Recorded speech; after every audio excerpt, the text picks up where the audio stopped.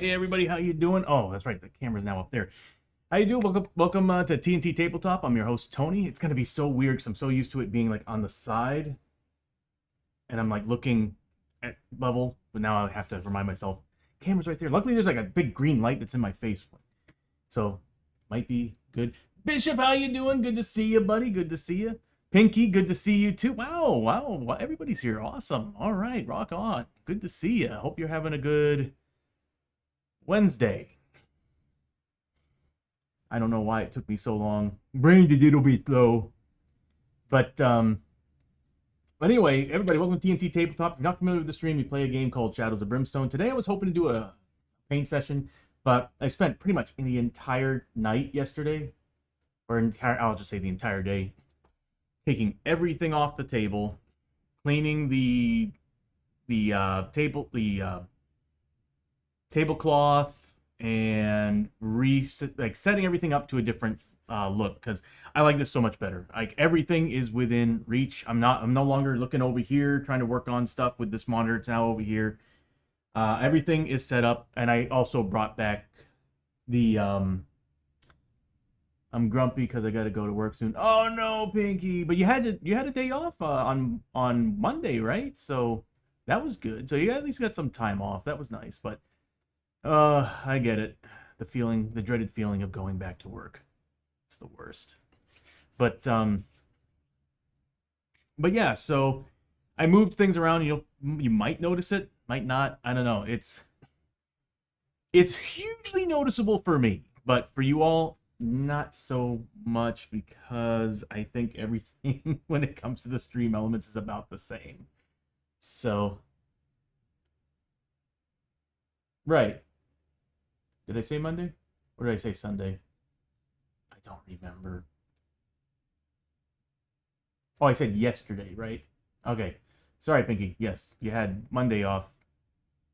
Okay.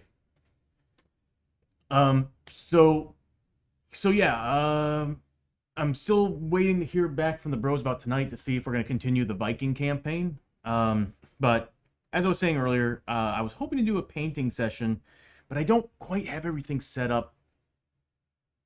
Oh, it's no problem, Pinky. Um, but I don't think I have everything set up properly for a paint session yet. The camera, I get this new setup for the camera that's out of the way. I love it. I don't have to move it. But the problem is if I want to set up a paint session, I have to set it up in a weird way. So unless it's going to be staring at an angle from in front of me, and that's not going to look good, because I want you all to see what I'm looking at, not what, from this way. It would be so much better if I actually had the camera, like I had before, right directly over me, looking down at the model. But unfortunately, yeah, until I get that fixed, until I figure out an option, like if I can place the camera somewhere else, I might be able to kind of get that back up and running. But until then, Shadows of Brimstone. So, again, yeah, for all those on YouTube or Twitch, I'm sorry, I'm pointing at the screens, who are not familiar with the stream, we play a game primarily called Shadows of Brimstone, and it's a 1 to 6 player cooperative dungeon crawl adventure game. Excuse me. And it's created by Flying Frog Productions. They're actually currently going to be doing this week they're going to roll to move, and they got like some big announcements to make. They're also releasing some new content for the game. So if you're big on Shadows of Brimstone, there you go, right there. More ways for them to take your money. But it's great because the game, more content the better, is what I always say. It adds more. I don't know. The more you add, the more like random things are happening, and it just becomes more and more fun. But anyway, so let's see. On not Monday. See, now I'm getting confused.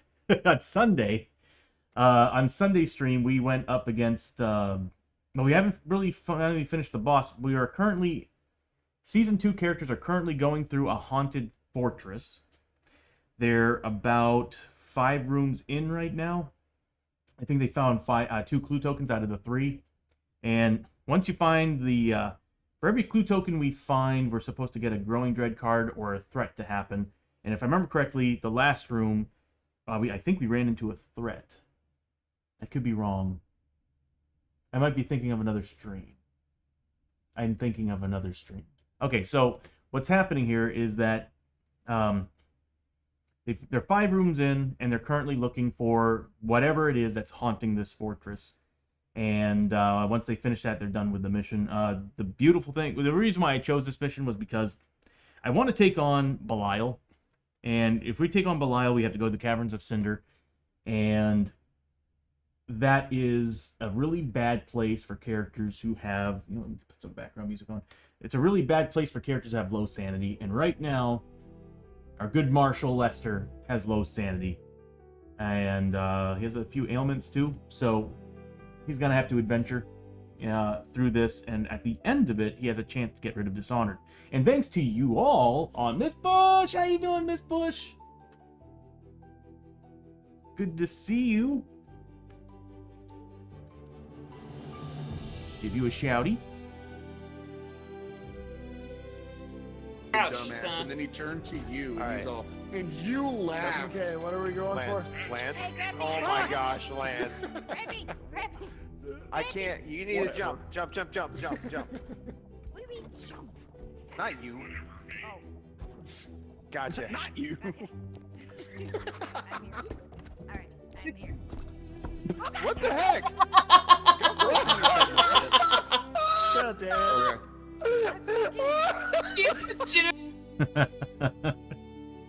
Oh, Repo nights are always fun. Oh, it's my pleasure, Miss Bush. My pleasure.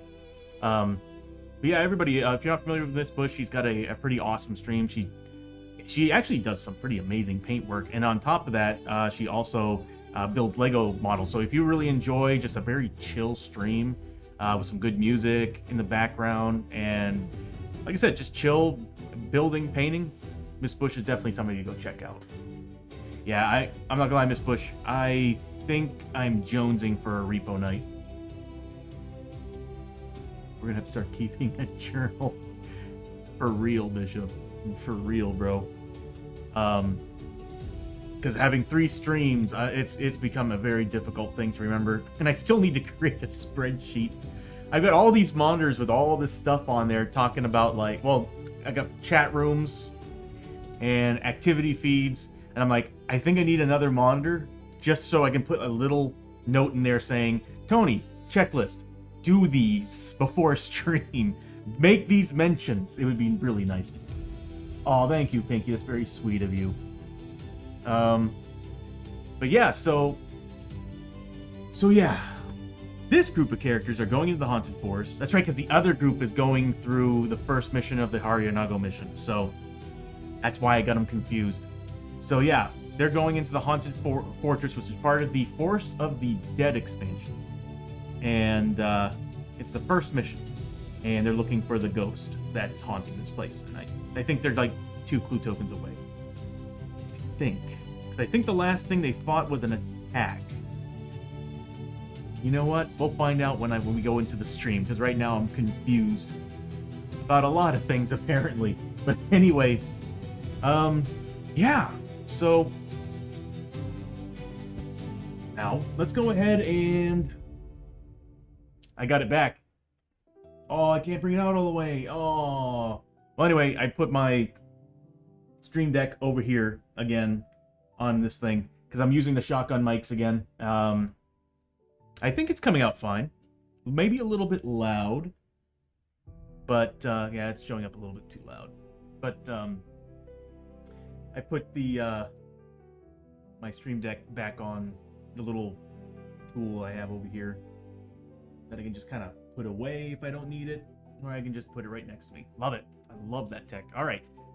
Let's go ahead and see. I'm confusing myself. I had it all over here at one time, then I moved it all over here, and now I'm looking over here and looking for this stuff. All right, so let's move on to...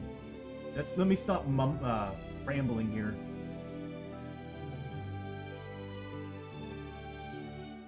Why are my cameras not working? They were working 2 seconds ago. I probably need to refresh them. Ever since I set things up differently, and using these cables, they've been kind of acting up. Nope, that's the wrong one. Need tail. And only one of the cameras is showing up. Interesting.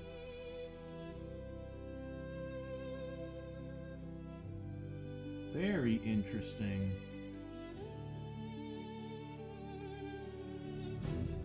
They were both working last night, and now they're not. Okay, we're just gonna work with this for today, and I'll do some troubleshooting after the stream because I'm not messing around with this. At least it's the overhead one. The overhead one is usually the better one. It is a little bit off, but that's okay. All right, so yeah, the team went in here, and I even get more play area now. Team went into this room, and they apparently found, yes, okay, so there was two. We don't have that much growth grid. Give me 1 second here. There's still a bug in the stream that keeps adding growing dread cards to the game. Whenever I start the stream, we should be, I think, at 4.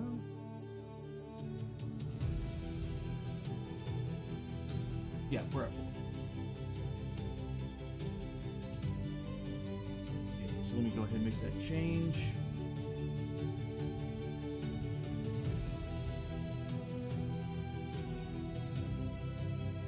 There we go.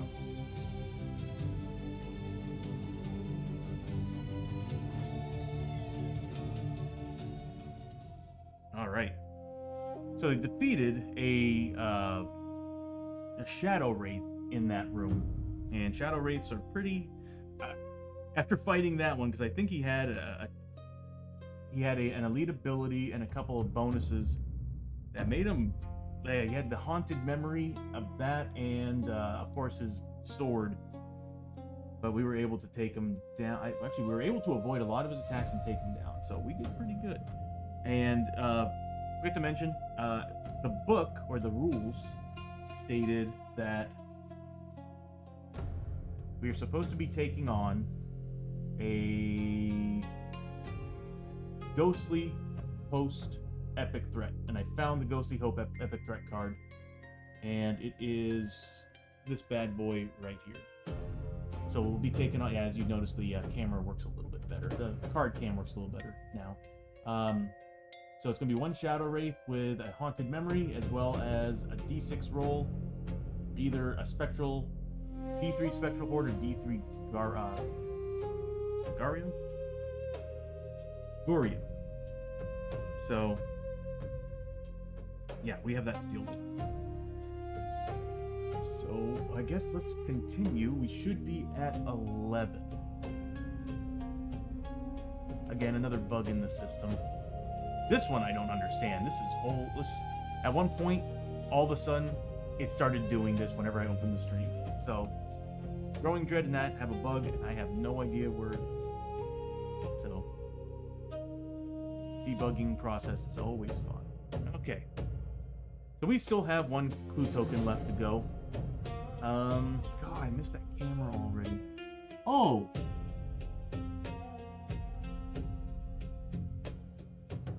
You know what would help? Is if I actually plug the camera into the computer so that the computer recognizes it. Give me a second, I'll be right back. Oh.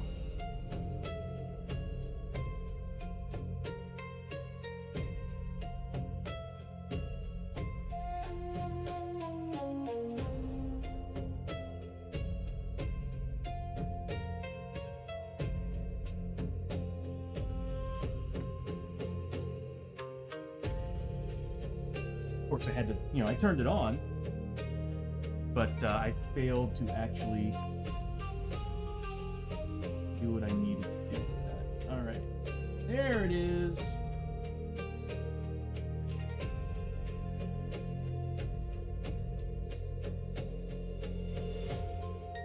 I do like the overhead camera a little bit better, but whenever we're just kind of adventuring, I really like just exploring and stuff. I really love this camera. The reason why I like the overhead camera a lot better during battle is because it's easier for me to point out and place markers. Yeah, very wide view. It's actually lower to the board now. That's why we're getting like kind of like a better action view. Yeah, I love this camera, Pinky, because you can see the models a lot better. That's why I'm like, exploring, this is perfect. But like whenever we're fighting something, the overhead shot just does wonders for like displaying all the information. Exactly, a lot more dramatic. Now, unless we were just fighting like, I don't know, 1XXL monster or like a boss fight, then I'd be like, yeah, let's use this for the dramatic effect for sure. Which reminds me, I really want to create a cool like overlay for battles and stuff. This way, yeah, there's a lot of things I want to add, and I need to tell myself to stop, but I can't help it. I love adding stuff to this stream. Which, by the way, on this one, and I need to add it to the other 2 streams as well, whenever we spend +1 roll, +1 dice, or whenever you guys do something, you'll actually see, you should actually now see the animations play. So, I still need to make a new version of the dice that come out on the screen, because the old version of it wasn't made for this set. So you should actually see, where's my pointer? Well, I got some over here, so I'll just use one of these. I don't know where my white, it's over there instead. I'll just use this one. Anyway, as you can see over here, what will happen is that if you give any points, or if we spend any points, you'll see these kind of like light up, like flash across, and then you'll see like a burst of energy just fly through to show that basically this side gained some points. Yes, Pinky. Actually, that's a great observation. And you're actually, with the camera being where it is, you are actually at like head height. Like, you are seriously looking at it. If I was sitting over there, it would exactly be like where I'm at right now, looking down at it. So it's a nice angle. A lot better than the old one. The older one was, like I say, about a solid foot higher, looking down at it. So it was still slightly an overhead shot. I liked it, but this is definitely a lot better. You get to see more of the models and everything. And like you said, definitely a lot better, to the point that it makes you feel like as if you're actually here. All right, so it's technically, we didn't do Hold Back the Darkness yet, so keep looking over there seeing if the candle there. We haven't done Hold Back the Darkness yet, so we will have to do that. I moved my dice too. Of course I did.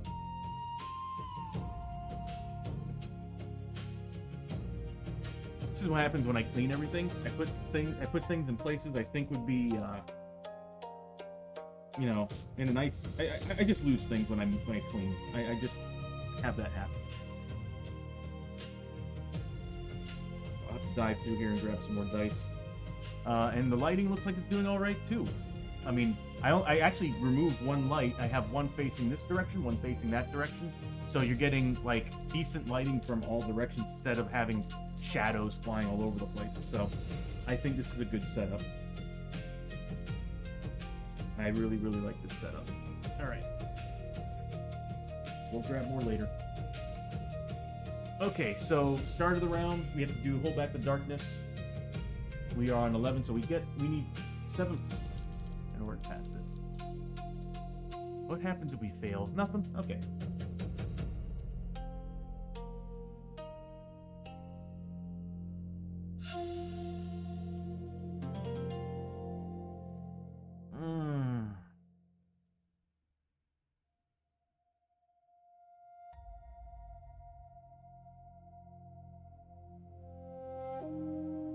Yeah, no, Bishop, that's me all the time.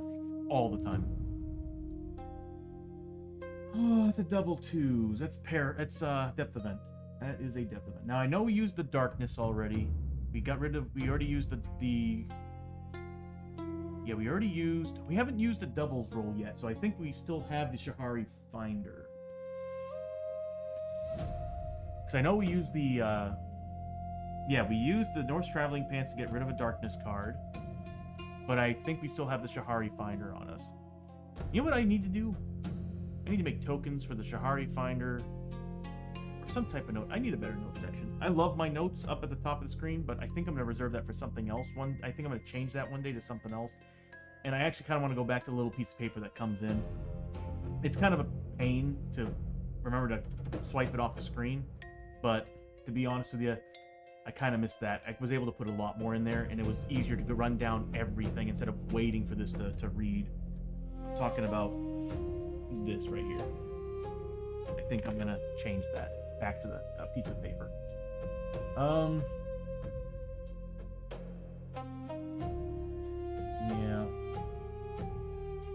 Okay, so, man, Dishonored sucks. And he also lost his bonus because of Dishonored. Oh, man, that's right. Chiyo already used her +1 damage last adventure, that's right.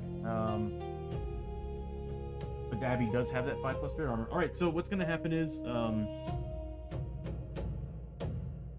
let's pull out the depth event book so that this way you all can follow along and see what just happened. So, what we just did was called darkness, hold back the darkness roll, and what it is that this little guy here, I'm going to move him around. I need a better animation. I need like a, oh, whoops. Well, anyway, this little marker, you still go from 4 to 3 at the top right. I really want it to ping or do a spark, so this way it would just look a lot better. What happens is that as we end our turn, or at the start of every turn, the darkness inside this dungeon is trying to come out. And a character who's holding the lantern, this is a special one, by the way, we ended up finding it just, I think, a couple rooms ago. That's so awesome. But anyway, the person who's holding it, which is Chiyo over here,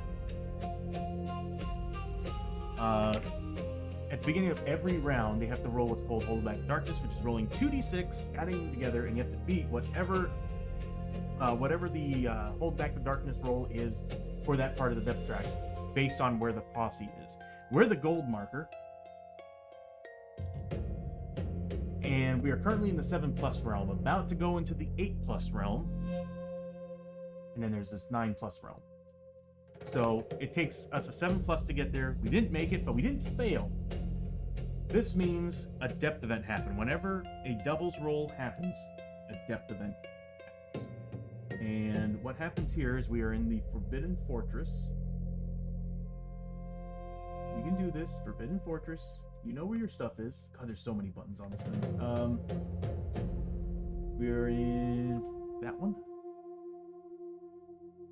Looking at the wrong screen. All right. And we pull up the data sheet for that, and that's going to tell us what happened at the Forbidden Fortress. So, we rolled double 2s. Oh, look at that. Dark Dread. Things are looking more and more bleak by the moment. Draw a Growing Dread card and add it to the stack. So, what that means is I go and add, instead of actually adding the card, we actually have it built in the stream where this little ticker here, I add 1 to it. Boom! 4 to 5. All right, so we now have 5. That's 5 Growing Dread cards. Growing Dread is really, really bad. So it's pretty much, it's self-explanatory. As we're going through this dungeon, we're growing Dread on the team. When you fight the final boss, some missions actually force you to draw the cards as you go. But for the most part, you're holding on to it till you run into the final boss. And then when you reach the final boss, the game's like, all right, all these absolutely terrible things happen to your team. So, and that new camera is working out really well. So I bought a Tiny 3, like, a few months back, and it wasn't really working out because it was forcing 4K on everything, but once I got rid of OBSBot Center and made that independent, it's amazing. The quality of it's amazing. I'm not trying to push OBSBot or anything, but I have to admit, it turned out a lot better than I was expecting it to. Alright, so we didn't pass, we didn't fail, we got a Growing Dread card, we now move on to the turn. So we start with, that's right, my goodness. Oh, we're at max 8 now. Lester goes first. Good God. I forgot, he's got a lot of bonuses for having mutations on him. He's got 3 really lousy mutations, if you want me to tell you that. Yeah, Melty Skin, so he's taking +1 damage for any source that does 1 or more damage. That is actually one thing I want to fix on the streams. I kind of want to do a better job with the plates. Leg growth, so he can't wear boots, that's why he's got the boots off. He's a 5 movement instead of 6. Fused with item, his shotgun, his vampire shotgun is like molded into his body is molded into the shotgun. And then, of course, the loot card BS that he has to deal with. Alright, so we're going to start with Lester, because he's flipping initiative 8. Good God, dude. So he's going to... First, he's going to roll for grit. He's at 0 grit. He needs grit. We need grit bad on this team because we have growing dread building up on us. He's the only one that doesn't have any. We have no tonics either. Oh, we're in trouble. He's gonna move 1, 2, 3. Yeah, poor Lester Pinky. But he's gonna move up 3 spaces, and he's going to search through that doorway, finding the kitchen. That is part of the base Forbidden Fortress expansion. Okay, this is something I'm gonna need to fix. Kitchen. It's a big tile too.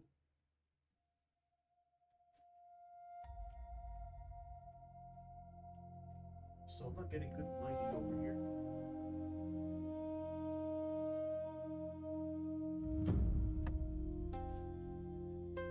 And something I did not account for is the lighting facing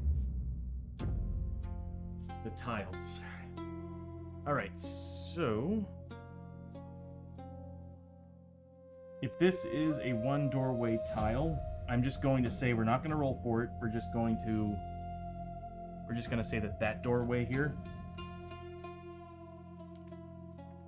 that doorway is going to be that's going to be the cutoff or the end cap. So he does get 5 XP for that. I gotta get used to Lester being first. And we'll just get rid of that because, like I said, if it's just 1 doorway, we'll just say that 1 space is the end cap. I'm repeating myself again. All right, he's done. So now we move on to too many stream decks in too many different places. We move on to Abbie and Hoshoryo.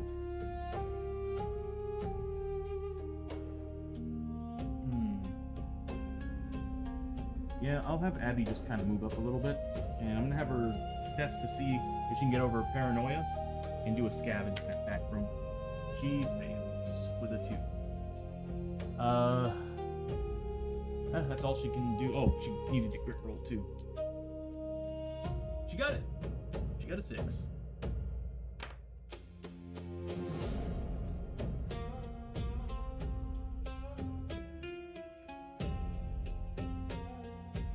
Nothing I need to do is remove the focus stuff. Alright, so she moves up.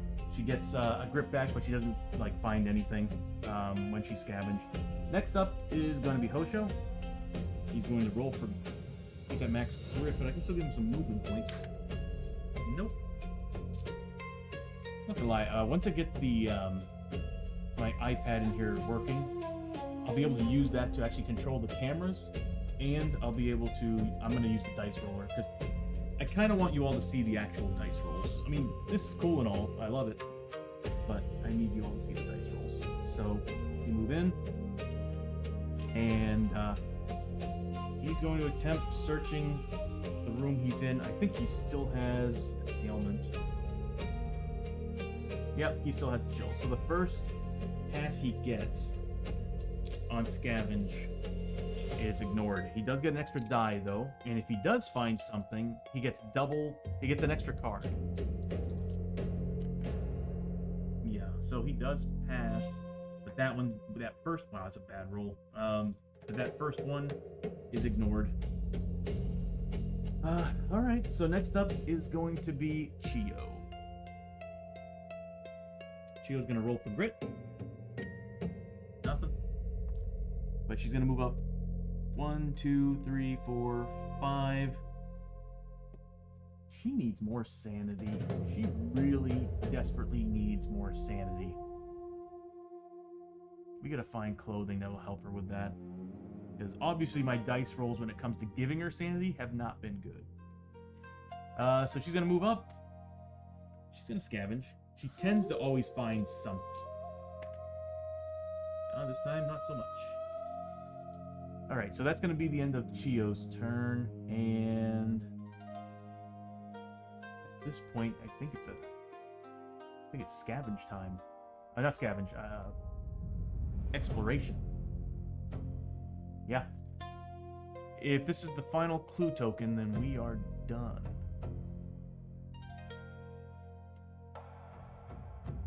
let's see. Exploration.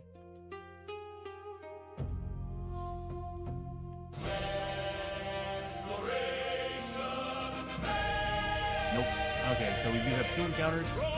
There's 2 doorways, but we'll say that this door is closed off.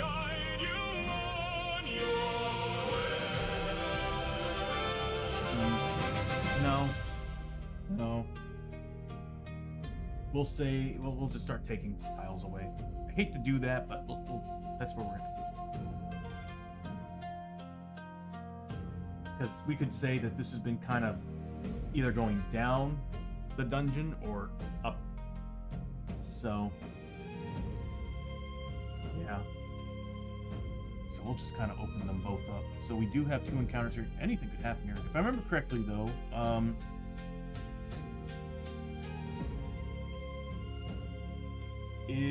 all encounters that are active in this area are considered ghostly. Whenever a ghostly encounter comes up, we have to take horror checks. Horror checks are bad. It's basically your character freaking out because something happened.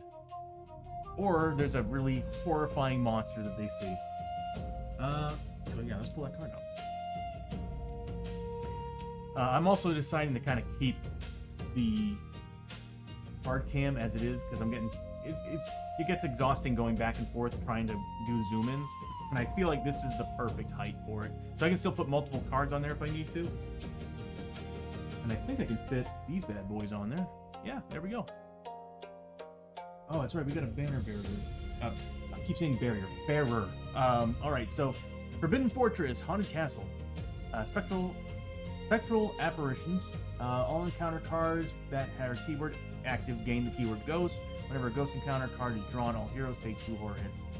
Brave Knight, whenever the hero party marker moves onto a blood splatter space or on the depth track, every hero may recover a grit on a d6 roll 4+. So, the next, well, as a matter of fact, we did go down a spot. 8+ realm now, everybody. But we all get a grit on a d6 roll 4+. So we'll start with Chiyo. Nothing. Next is, oh, they're all at max. We'll just do Abbie. Going to switch from phone to desktop. Okay, Bishop. Abbie gets nothing. Lester, dude, you need it. Come on, game. Come on, game. All right. Or dice roll, gods, whatever. Well, that sucked. That's Lester's best way of getting grit, because we don't have... No. How much of the canteens do we have left?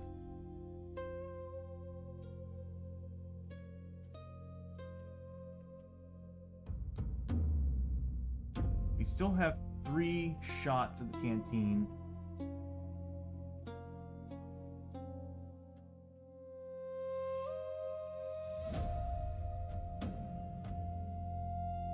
And it's once per turn you can use that canteen to get a grit back. I'm going to cheese it here, everybody. And I'm going to have Chiyo and Hoshoryo since they're adjacent to Lester. Let me double check.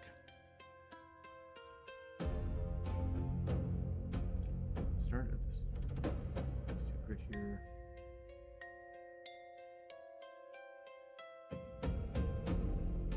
Yeah, it's per canteen. You could have a character with 2 canteens get 2 grit a turn. It's insane, because that's per canteen. Alright, so what I'm going to say is that Lester's going to unequip something for a second. Or unequip, let's see, what has he got? He's just going to unequip something. 2 items, and equip Chiyo's and Hoshoryo's canteen. And he's going to use both of them once, giving him 2 grit. Again, this is kind of cheesing it a little bit. A little bit. I mean, technically, if you think about it, by the rules, that still works. They're adjacent. We haven't officially finished the turn, and Chiyo's still up. And we can do this at any point. So, we'll say he popped final canteen shot from Chiyo. And it's Abbie. I don't know why I have Abbie up. It's Hoshoryo who has it. There we go. And he's going to pop the final canteen from, well, not the final, but one of the shots from Hoshoryo.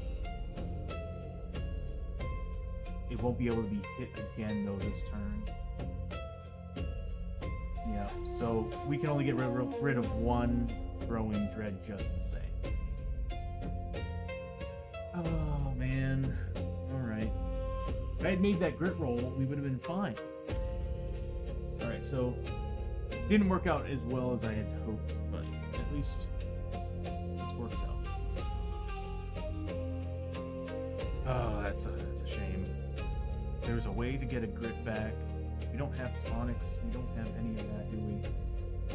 No. Wait. Oh, it's a potion. Max Fury, Max Key. Haven't been using them, of course, per usual.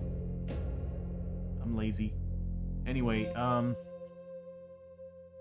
yeah, so what we're going to do is we're going to leave it like this. If I had made that grit roll with Lester, we would have totally been able to get rid of 2 growing dread cards, but we're going to be stuck with 4 of them. Now, at least we got rid of 1, and we're going to have a bunch of grit to fight the final boss. Oh, this isn't a clue room anyway. Doesn't matter. We're good. I don't know why I'm panicking. Okay, so... God, I sometimes put myself in a weird spot. We get 2 encounters here. So, I'll pull out 2 encounter cards. I hope I can read them at this zoom. That would be nice. So here's the first one. Voices from the grave. The hair on the back of your neck stands on end as an angry, disembodied hissing coalesces into the chorus of raspy voices. Living will pay for the sins of the dead. You should not have come here. Everybody, our favorite skill on this team. Everybody needs, as you can see, we're all 2s. Oh, except for Lester. How are you in high spirits when you... Oh my god, dude. I don't understand how this guy... How his willpower and his... Well, not his willpower, but his spirit is so good. Yet he's just... And his luck, too. His luck is insanely good. And he's just got bad luck and... Whatever. Anyway, damn it, Lester. You make no sense. So everybody needs to make a Spirit 5+ test. So how this card reads, for anybody who's not familiar with Shadows of Brimstone, is that, of course, we got the fluff. And then we got... we have a skill test here. And I found out recently that anything that says Spirit... Like, skill test and skill test means you actually combine the 2 of them.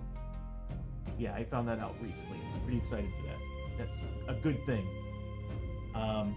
But anyway, this little icon here represents how many players, what player is going to be making the skill test. There's one that's got 1 character with a question mark, which means at random you choose.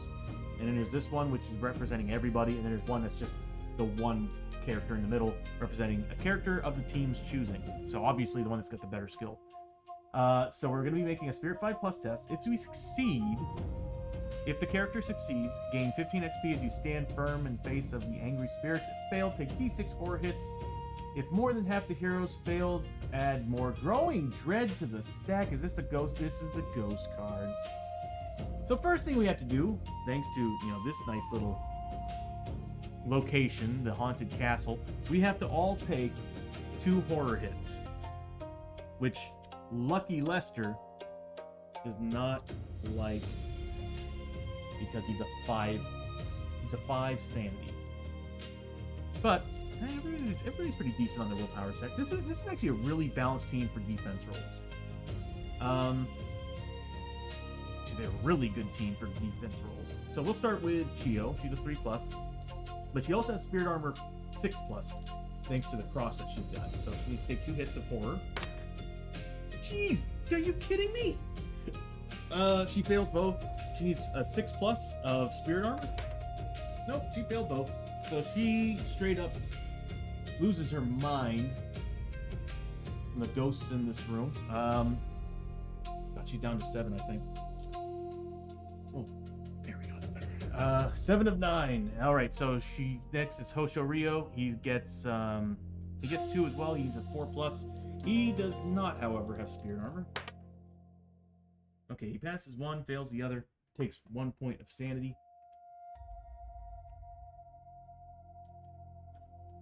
I'm looking for the wrong screen. Next is Abbie. She needs a 4+. She does have spirit armor though. If I remember correctly, she's got a 5+ spirit armor because of the blessing that she got from the monks back in town. Well, she passed both. So the spirit armor didn't matter. Then, and then there was Lester. Okay. All right, buddy. Well, can you please tell me you have spirit armor or something? I could have sworn you gave him a cross because he desperately. No, Hoshoryo. Hold on a minute here. I know why. Because everybody's got spirit armor. Okay, so Hoshoryo's the one that's got the 5+. He got it with the 6, so that was the save. So he does get his sanity back. Everybody has spirit armor right now.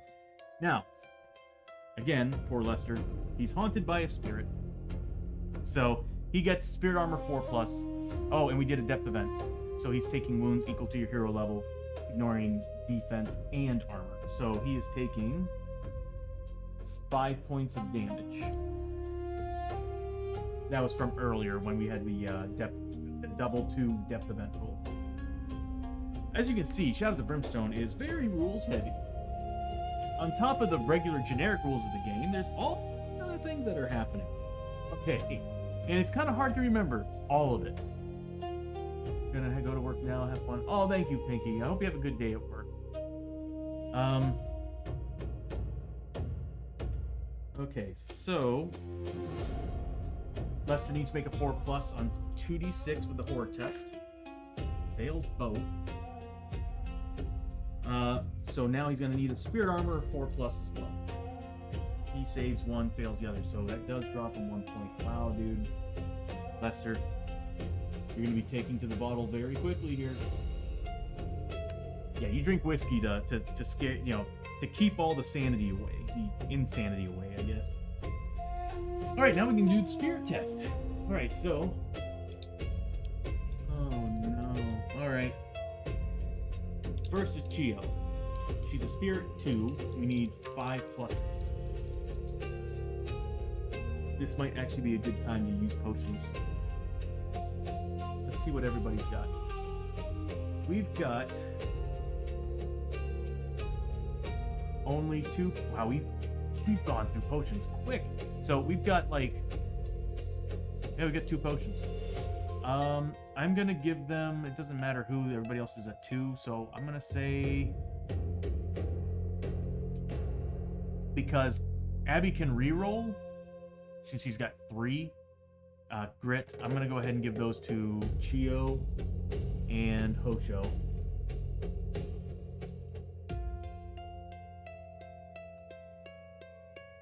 So now Chiyo and Hoshoryo are technically a 4 on their spirit test.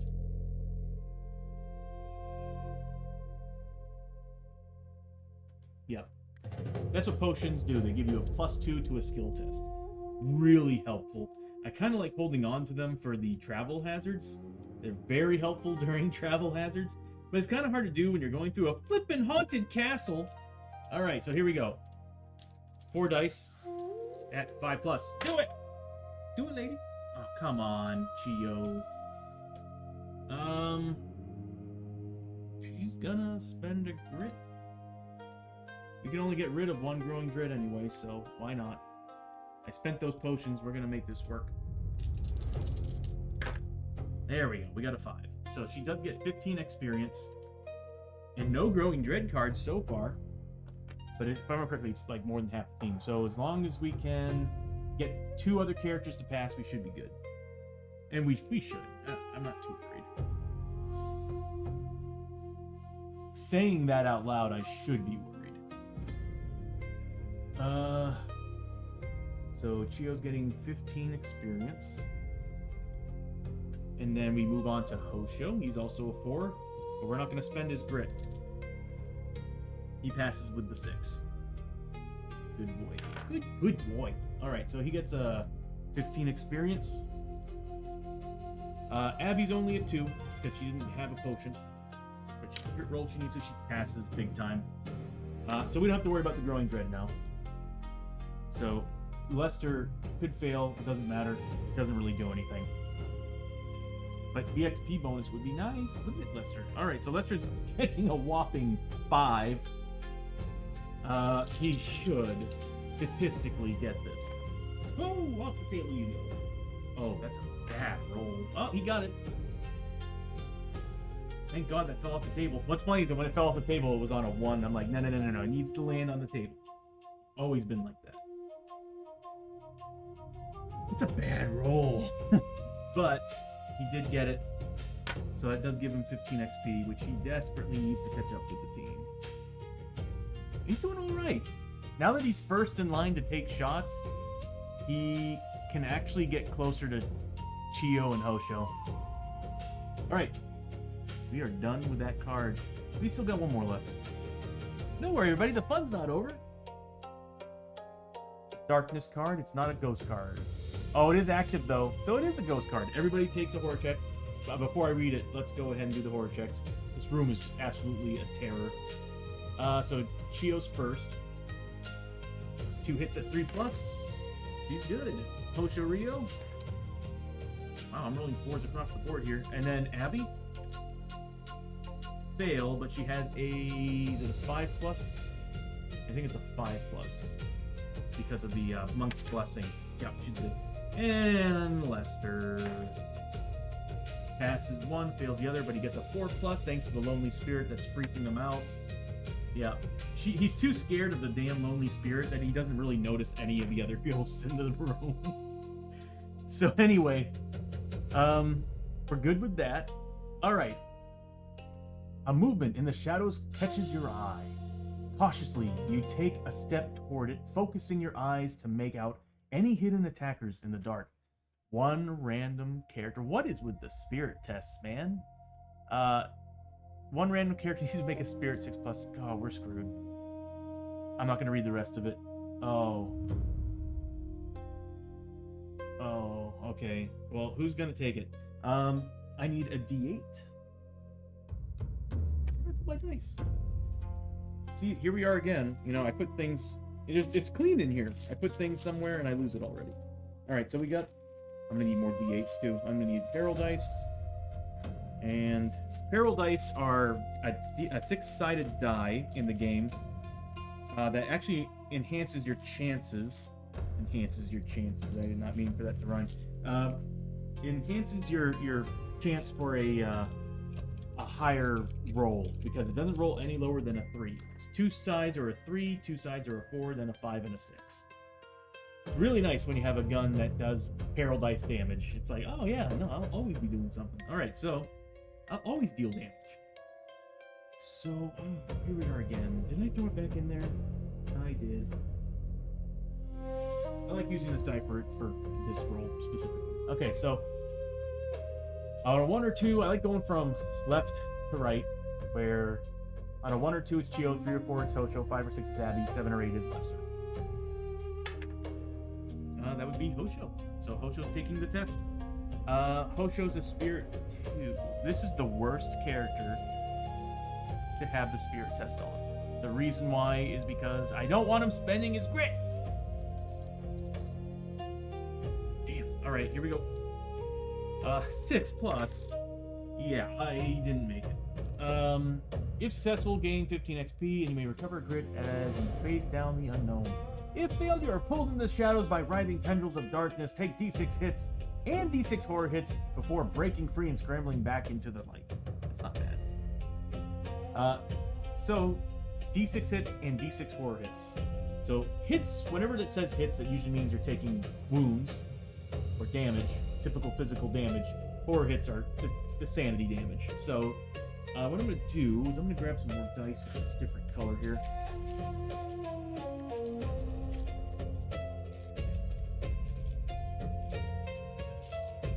There we go. And I need to find my tentacle dice.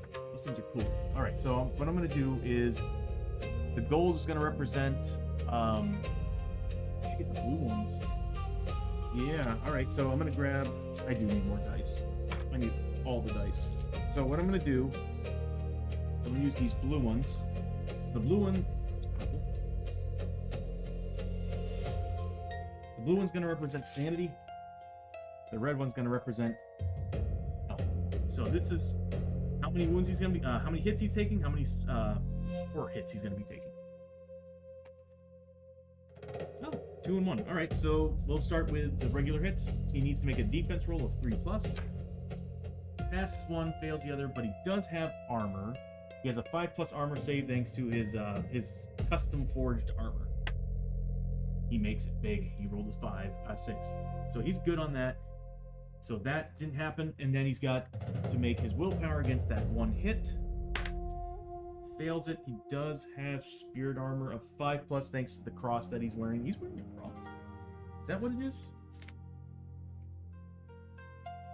No, it's the heartbone necklace. That's right. He's got a heartbone. It makes him tribal too, and we have gear that you need to be tribal to use, and I think it's good. But he needs a 5+. Does not get it. He rolled a 2. So he does take a point of sanity.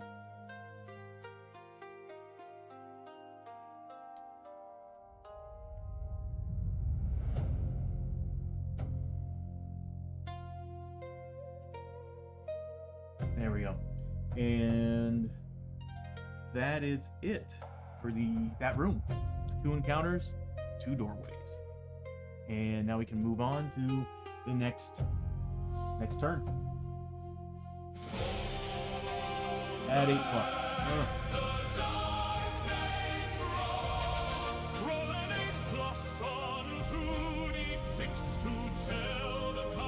really wish we got that for it. That would be nice. That's 9. We're good. We are good. We can move on. Alright, so starting the round, we do have Lester. Whoops. I am pressing like every button, every wrong possible button here. Alright, Lester needs some healing. He's not bad, but he could use some healing. We got plenty of bandages, so. Oh, that 5 sanity is driving me crazy. Alright, so he's gonna go ahead and roll for grit first. He's at max, but you know, he could get some extra movement points if he rolls it, but he does not. So he's gonna move. Best way is probably gonna be this direction. He's gonna move 1, 2, 3, 4. He can only move 5 because he doesn't have the boots anymore, thanks to the leg growth. I think I'm gonna keep him there.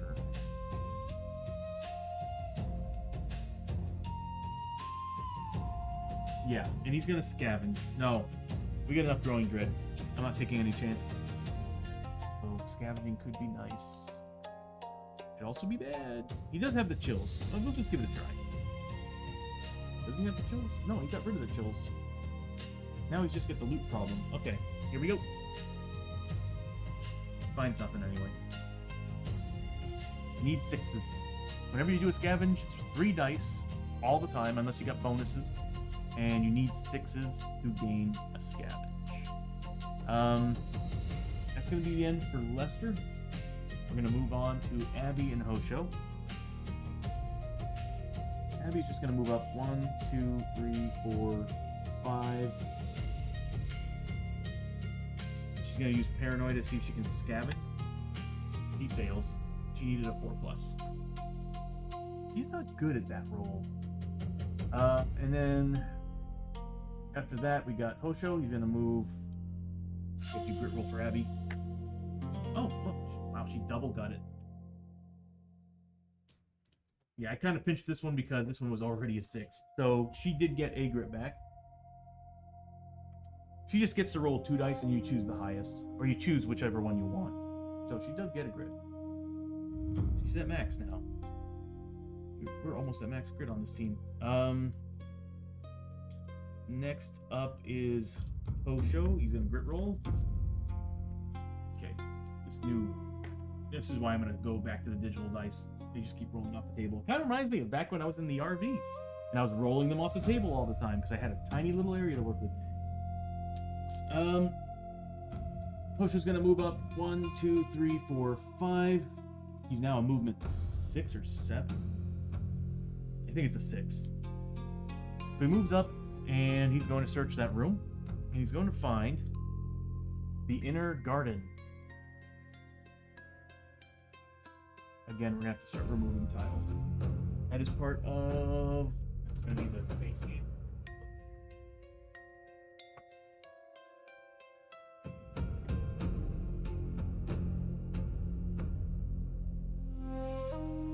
It's a pretty tile.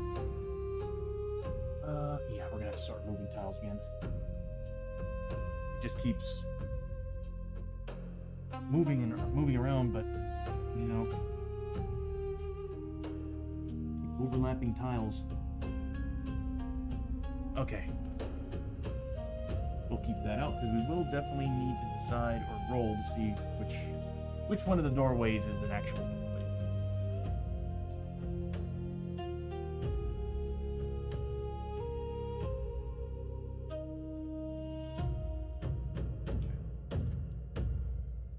Okay. Alrighty.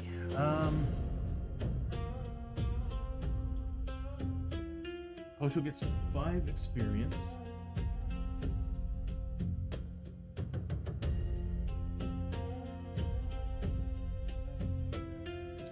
And that's going to be his turn. And we'll move on to Chiyo. We need to bump up her initiative. There's ways to do it. I just have to sacrifice some clothing, or not clothing, but some weight slots. If I can get her strength up higher, that'd be amazing. Building up strength is kind of hard to do. She has some amazing stats to have cunning, strength, and lore 4. Alright, so she's going to roll for grit first. Oh, look, she got it. Alright, so she got a grit.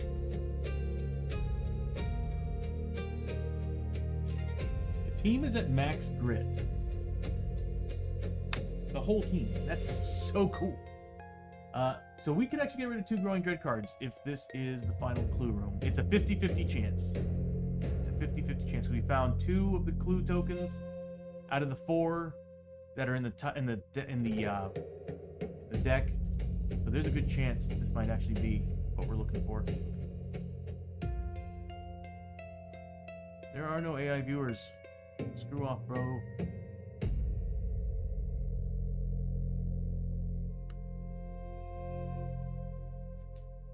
As Janice would say, you are banned. Alright, so Chiyo, she got her grip back. She's going to move up 1, 2, 3, 4. And she's not gonna, no. I'm not taking any chances. My luck will get more growing dread. Alright, so that's going to be the end of the round. Let's see what we get for an exploration token. God, I love how the camera rotates. There's not many cameras out there that actually do that. I've been shopping around, and you have to actually either flatten them or you're going to get a weird angle. These OBSBot cameras, the tail 2 will actually rotate to make it like as if it's actually, yeah, it's awesome. I love it. All right, so here we go. Exploration.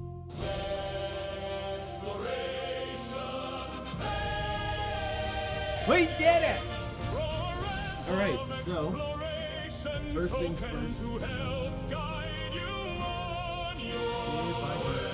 course it's on the other side. Need to reach stuff. We need 3 of these. And there I go destroying things.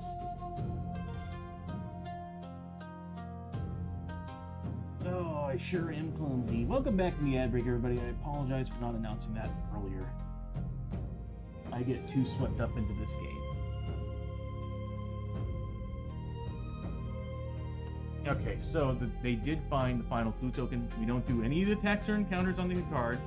Also, there's no gates in this adventure, which doesn't matter if it's the final one. But we did find the final clue token, so things happen. Let's pull up the sheet and see what we have to do. Forbidden Fortress. I just love how I don't have to reach for books anymore. Oh, it's so nice. I do need to rescan some of these though. Let's see. Objective: when heroes find the third clue token instead of rolling for Angry Dead. Special rule: the heroes have found the source of the haunting. Ignore any attacks or encounters listed on the final exploration token. Also ignore any gate icons or door icons on the tokens, as the objective room has no exits. Reveal all growing dread. I'm back. Been intercepted by a chatty neighbor. Hey, no problem, bro. Hope it was a good conversation at least. Reveal all growing dread cards in the stack as normal, and then the heroes must fight the ghostly host epic threat, which I have right here. I got prepared for the stream, other than my primary camera. So yeah, we have to deal with this guy. So we're another Shadow Wraith. So it's like as if we fought the first one that was probably lingering around the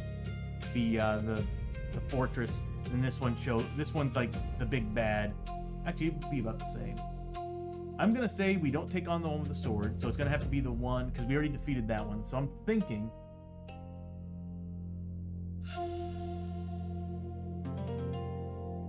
Oops, made that look like a link. Yeah, Ghost.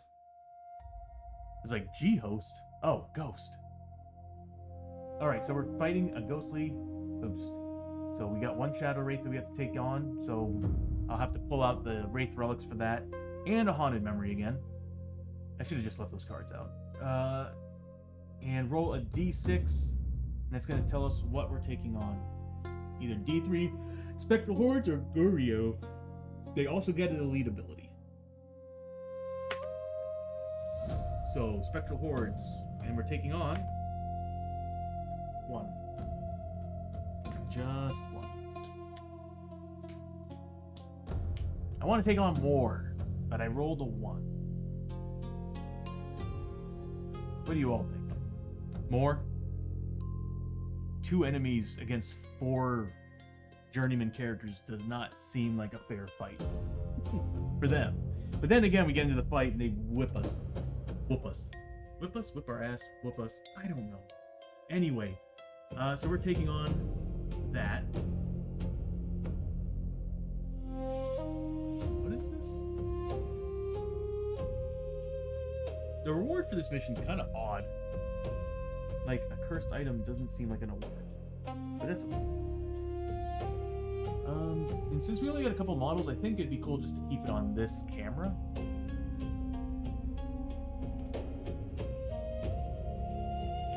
Right, Bishop? It's always those two. When we bring out the Spectral Hordes all the time, nice things the Spectral Hordes are painted. But I'm like at the point where I'm telling myself, dude, just paint. I mean, I think if I ever paint another small group of enemies, it's gonna be Takobake, because we keep running into them. We just keep running into them. Another thing I really want to do is I want to create a like a model stepper, like a display case, that it would be like, for what I want to do is I want to create a display case that has, like, I can kind of set them next to each other, but like one display case would be like models on top, and it can have like up to 4 models, so it's like all 4 of the heroes. I'll make it 6, so it'll be like, yeah, 3 in the front and then maybe 3 on top, and then underneath I can put like cards, so that this way the cards that I'm saving, the discard pile that I'm saving between every stream, I can be like, here's the heroes for that stream with the cards, and then here's another stream, do the same thing for that. I would love to do that. I need to get my 3D printer working for so many reasons. Alright, so I'll be right back. I need to get some models.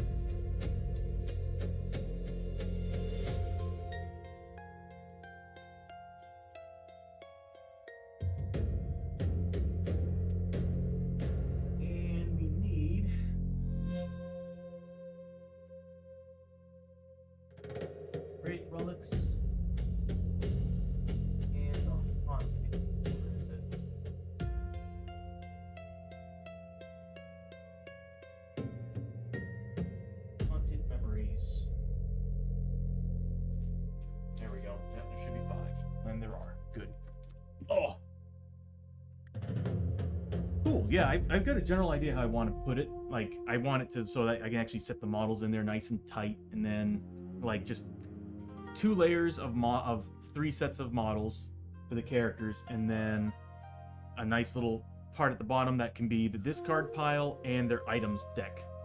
So what they've been carrying around and their sermons, stuff like that, I can put it all there, and then put all the discard in the other one. So that this way, if we're in between adventures, I can still keep track of the discard pile. So, yeah, if you got any ideas, let me know. But I'm gonna probably have to get myself Cinema. Once I get my 3D printer working, I'm gonna get Cinema 4D back, or I might just jump into Blender once and for all and just build myself something. And then I gotta also reprint the bases. Oh, of course I would show you the one that's green. Yeah, these bases. And that one fell off. These worked great for quite a while, but I missed the originals that I built where they just snapped on. I think that worked great on the player models. Alright, oh, you know, it would help if I actually get the Wraith's relics. Alright, so we already fought the one with the swords. I guess we could say it could be another one with swords. Ranger Green, how you doing, buddy? Good. Glad you got some. Glad you got yourself some rest, man. Are we still up for tonight? I'm not sure. I haven't heard from the bros on that one. All right, here we go. I'm gonna go ahead and say, you know what? We're getting rid of the sword. Just because there should only be a maximum. I just feel like we've already fought the one with the sword. At this point, it's gonna be the one that doesn't have the sword. So it could be one of these two. So I need you all, if anybody wants to choose, you can choose. If not, I'll just go ahead and roll for it. This gonna come with anything? Let me go ahead and get the cards out while doing this here, because I think they come with something. The Spectral Horde. Ah, okay. Yeah, Ranger, if you want to choose, go ahead and choose. It's 1 or 2. We're taking on the Shadow Wraith.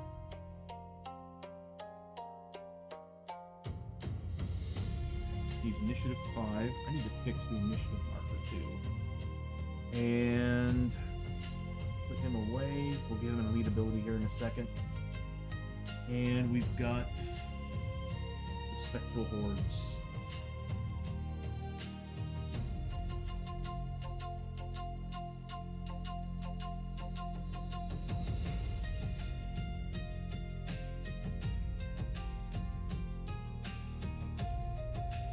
And they're initiative 4.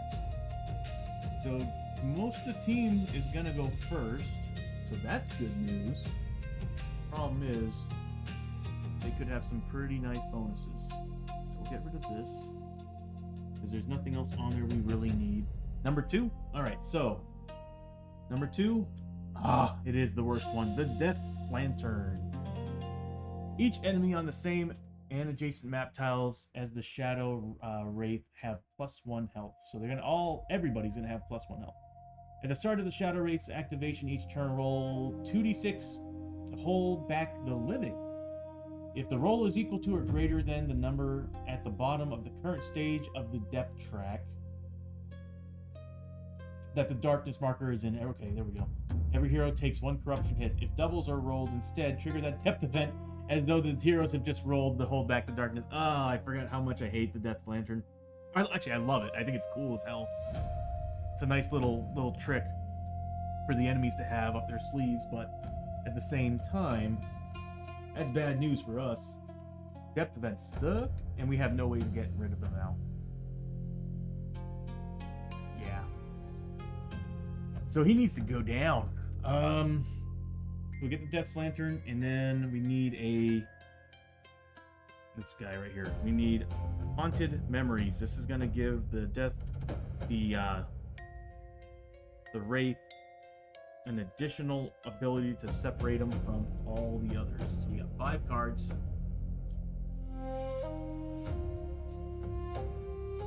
One through 5. Who wants to choose? Oh, Ranger, it's all good, bro. To be honest with you, I really enjoy the challenge of that. It puts more pressure on me to take him down before anything else. So let me go ahead and get the model for him. So yeah, we got these guys. Oh, why am I showing you green models on a green screen? All right, so we're taking on, if I can get them in the shot. We've painted them earlier this year. But that's the Spectral Horde models. They are the slower initiative, so they will be in the back. And let me go get the paint.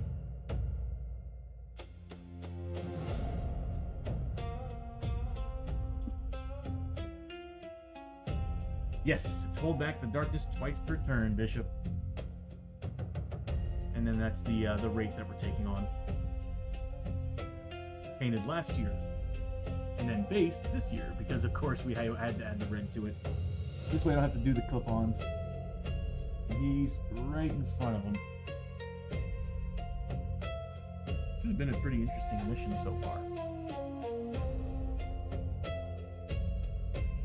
Ranger is at a number 4. I'm going to take it that that's a number 4 with 4 icons. So we'll choose the 4th haunted memory.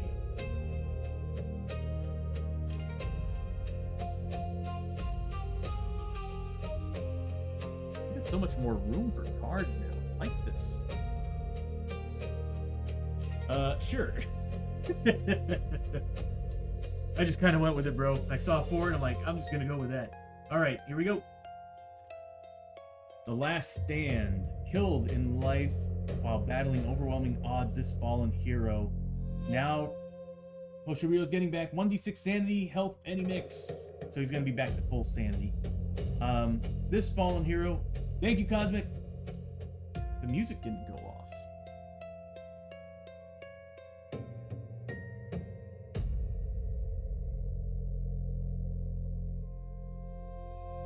Did it go off? I didn't hear any of it.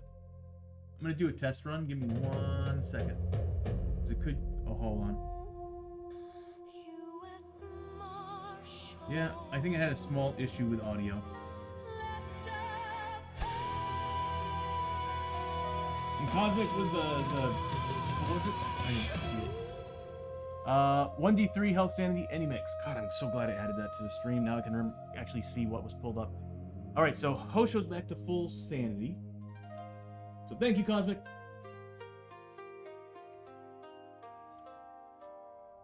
I'm looking at the wrong screen again. I gotta get used to the setup. And then Lester's gonna get back 1d3. He gets 1 point.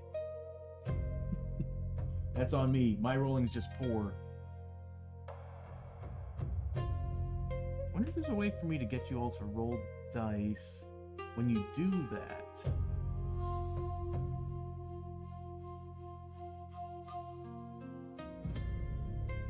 Might be able to actually set something up for that. Not right now. That's going to take some time to put together. But I got an idea that whenever those two come up, it rolls a die live on the screen. Like I'll have like an animation of a die rolling, and it'll just kind of randomize which one it's going to be, and that will actually be the determining factor of what we got back. So it's kind of like as if you rolled the dice at the same time. Murphy is the GOAT. I want to bring them back. Once everybody gets to level 6, I kind of want to do a mishmash team between these two teams. Because I can't get rid of Chiyo. Chiyo's my MVP. She has been the monster healer. Deviants! Yeah, one of the nicer additions. It really is, Bishop. It's been saving me a lot. Good evening. Do you have a moment to talk about our Lord and Savior Murphy? That's why. He's going to come back. I think... Here's the thing, is I do want to create new characters for Season 3, because I always want to try new characters for Journeyman, because there's so many options. I also kind of want to play as the Tredaran Strike team again. I kind of miss it, and I kind of want to bring them back and see what we can do with them. But I don't know, we'll see. So it'd be cool to I kind of want to try a Tredaran Strike team with a Tredaran veteran. Each and every one of them is a Tredaran veteran with that Tredaran specialty. I think that would be super cool. Wouldn't it, Bishop? That'd be pretty cool. They all have Tredaran veterans, so they're veterans, and they get abilities and bonuses, so they can still go through 2 different skill trees. Holy crap, that'd be a cool combo. Alright, so back to it. Lester gets back 1 point, and definitely putting that in sanity. That poor guy. Hopefully he can get rid of Dishonored. I'm spending every single thing we have on getting rid of the Dishonored. Alright, cool, back to it. There's always a chance to have a chance encounter with a previous season's characters to do one of missions or something. Yeah, that's not a bad idea. I mean, I could actually, to be honest with you, I can always do season 3 as they all kind of, like, I can just pick and choose. Yeah, I can always pick and choose characters. Or, you know what we could do? We could always do... I do kind of want to bring some new characters in the mix. I think what I'm going to do is I'm going to do one more season with new characters. And then, season 4, I'll let you all vote and choose who's going out on the next mission. So we'll have level 6 characters across the board, and you all will have the chance to choose, like, do you want Murphy to go out? Do you want Hoshoryo to go with them? Lester to go with them? You know, like, you guys get to choose, and I kind of have to go along with it and use them on a mission. Might do that. Spoiler for Thursday? Haven't heard from anybody yet, but it's honestly looking like, if you're asking what I'm thinking, Ranger, I think it might be on, bro. So if it comes down to it, what will happen is it might be, okay, so from what I understand, it might be because of scheduling for Sin and for Gonzo. Kind of want to make sure we have people who can consistently come in. So I'm like, it might be you, and from what I understand, Lance wants to play. So it's going to be you, Lance, Mad Arts, and Geek Out Corner.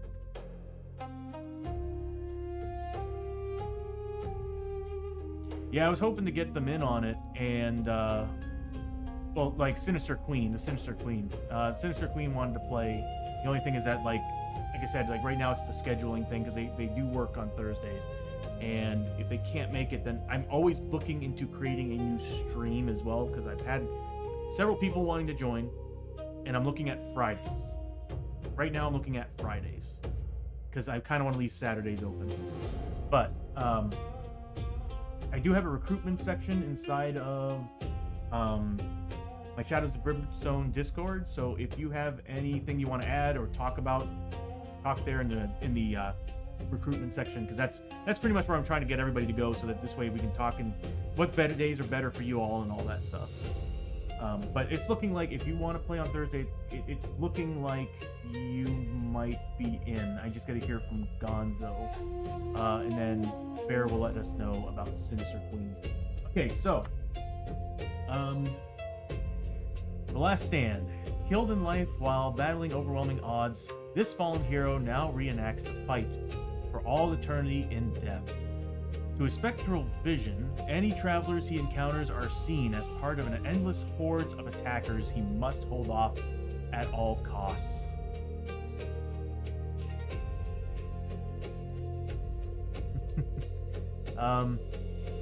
So, the Hold Back the Darkness roll needs to be one higher than... This guy is making it... Okay, so this guy with the lantern is making this a big problem. So not only is he getting Hold Back the Dead, we are also getting... We now need to make 9 pluses. Yeah, he needs to die. Oh, that sucks. So Desperate Fight. Anytime the Hold Back the Darkness roll is failed, not on depth events, all Shadow Rays activate twice during their turn. Oh God. Oh God. Oh, this is... He gets... Oh, plus 10 XP. That's some good XP right there. That's some good XP. Alright, so... He's got a lot going on, but he still has more, because they all get an elite ability. So let's go ahead and pull those up.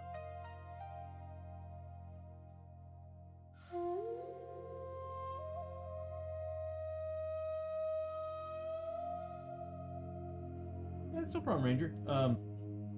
I'm pretty sure Lance is going to be in on it. If we don't have Sin, if we don't hear from Sin or Gonzo. So that's the main thing, is like, I'm still waiting on them. I'm giving them till tomorrow evening. And then after that, I'm just going to make I'm probably just going to make a judgment call. Well, yeah, I'm probably going to have to make a judgment call, because I want to make sure that we have somebody in on that night. Let's see. So let's go ahead and give an elite ability to these guys. Put this over here. Give me 1 second, everybody. I'll be right back.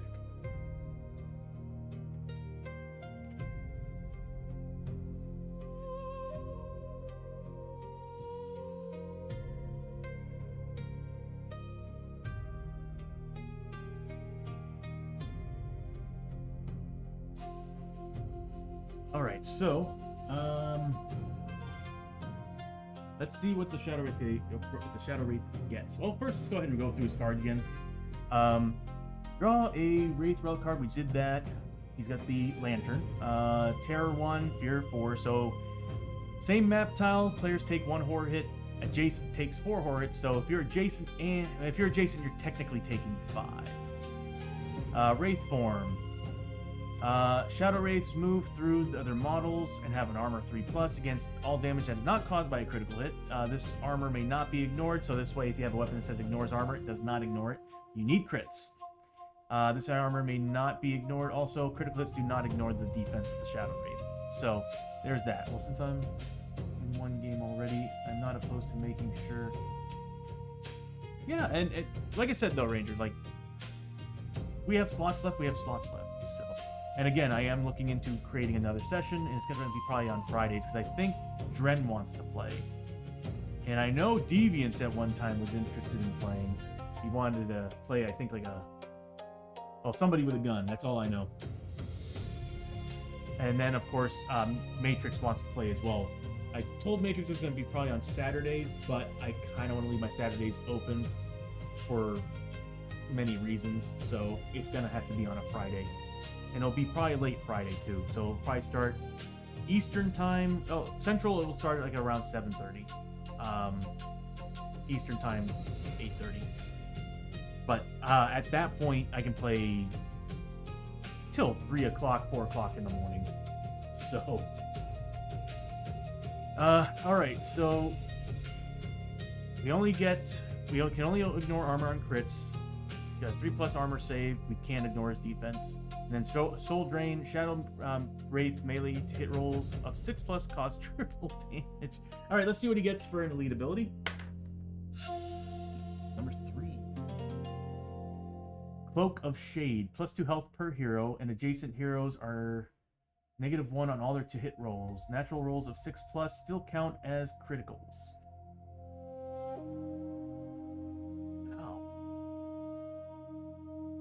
Also, I think we're on for time. Oh, okay, good. I need to make sure I keep track of the time if that's the case. So let me set this to clock. There we go. What I should do is I actually should create like a little alarm on the stream so that when I finish at a certain time, it clicks and it goes, end your stream now. Because I will forget. All right, so he's got number 3.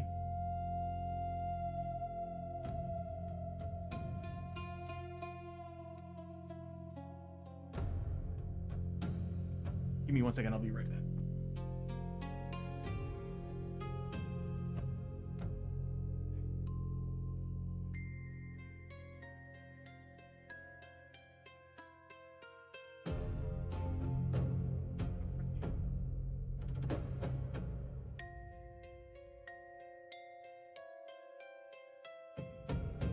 Yeah, if you could, Ranger. I don't...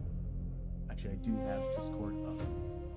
But right now I'm in the middle of this, and if I don't do this, it will screw the stream up. Just give me 1 second. What ability does the group have? He has number 3, so he gets +2 health per hero. And adjacent heroes are -1.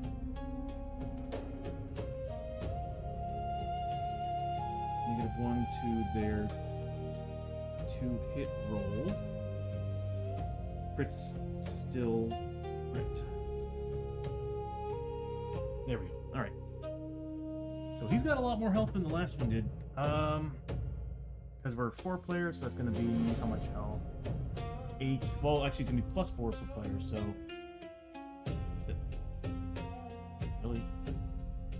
Does he have 16 health and then +6? It's a lot of health. Am I doing this right?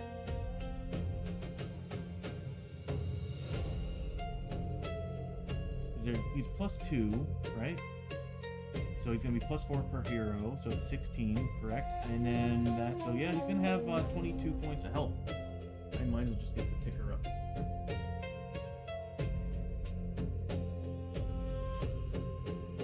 And we'll just put that over him. So he's got 22 points of health, and also everybody's on -1 on all their rolls to hit. That sucks. Next up, the Spectral Horde. Oh, look at that. 2 terror tests every turn for being on this map tile. Wonderful. A hero starting their activation on the same map tile automatically takes 1 horde. Oh, Lester. Oh, Lester, bro. You're in trouble. Lucky. No, actually, he's got the Lonely Spirit. Oh! Oh, I just realized. We have so many chances to get Depth Event. He is gonna get his ass kicked by the Lonely Spirit. Oh, Lester. Luckily, he still has a lot of health. Oh, we need to get rid of Dishonored. Bad. Oh, okay, thank you, Ranger. What about one adjacent? Oh yeah, one adjacent. -1 adjacent, yeah. So we're looking at 2 terror tests a turn, 6 horror hits if adjacent to the Wraith. So all melee characters stay away from the Wraith. Let's see. They get Spectral, so this enemy moves through other models and changes. I'm not gonna lie, it's nice having the shotgun mics back, because when this was over here and I leaned over here, y'all couldn't hear me too well. This, I can move just about anywhere and y'all are hearing me. The Lonely Spirit? Yeah, so this is considered a parasite, but it's technically, it's like a parasite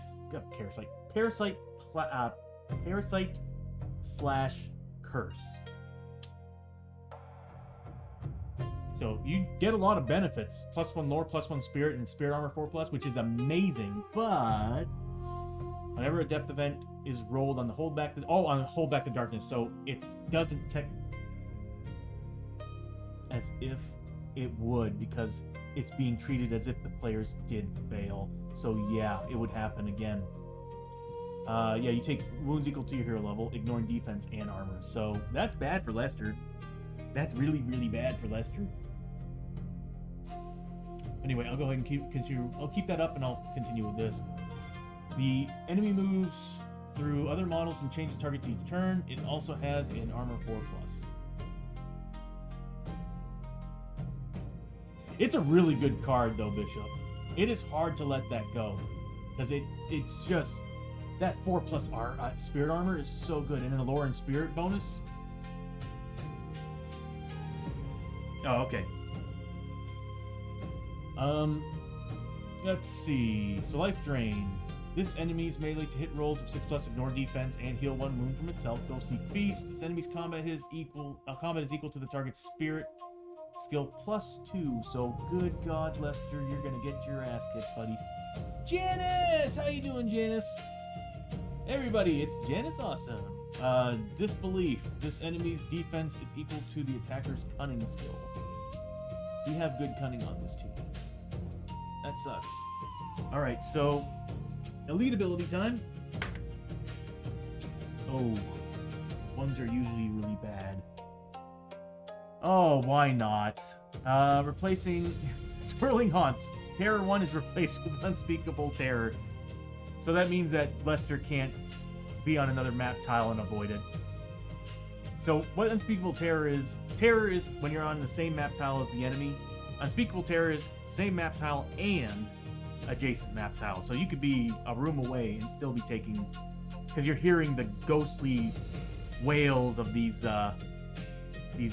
spectral hordes. So they now have, instead of terror,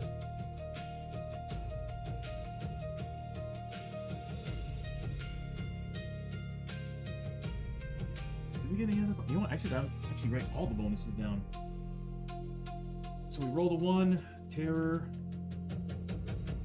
1 is replaced with unspeakable terror. Yeah, 1. Did they get any other bonuses?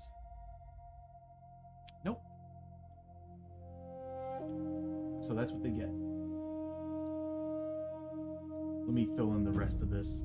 Oh, and I need to actually pop it up too. There we go. All right, so I think that was a 3 roll, right? So we got that. And let's go ahead and fill in the rest so that you can all see what bonuses he's got. Because I will forget all the cards and bonuses. So it's a smart thing to do this. He gets Last Stand. So pull back the darkness.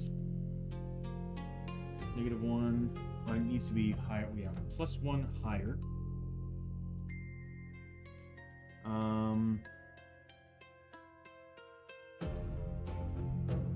Hold back the darkness fail. Model activates twice. And then I'll just keep the Death's Lantern right here. At the start of the Shadow Race activation. Okay, so yeah, I don't think I'm gonna have room for all that information, so I'm just gonna go ahead and do that. Okay. Well, at least they're not in ambush. So again, 3 of the team is going to be able to go first. We might be able to take down. We might be able to take down the Shadow Wraith first. And we do have all our bonuses. So the first turn, we're going to beat the hell out of these guys. I think we're good. I think we're set up. So I guess let's start.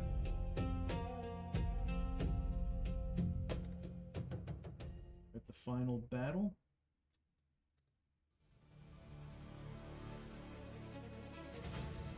And yeah, we're good to go. I feel like I'm missing something.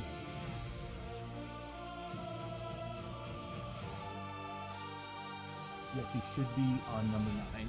Doesn't really matter, but pretty much at this point we're making 9 pluses from here on out.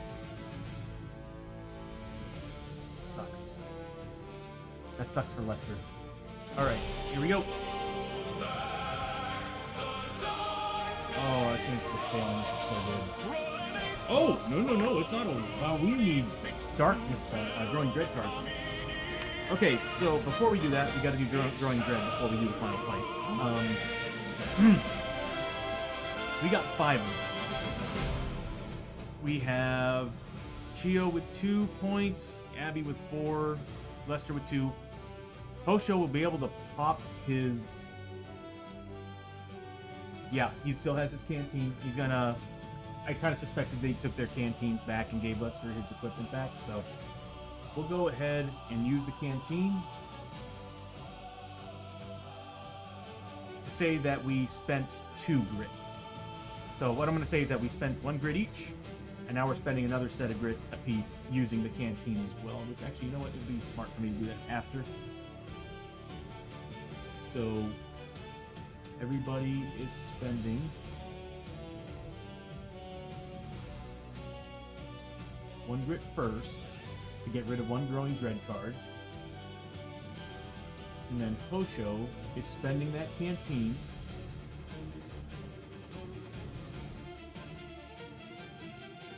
Am I the right character?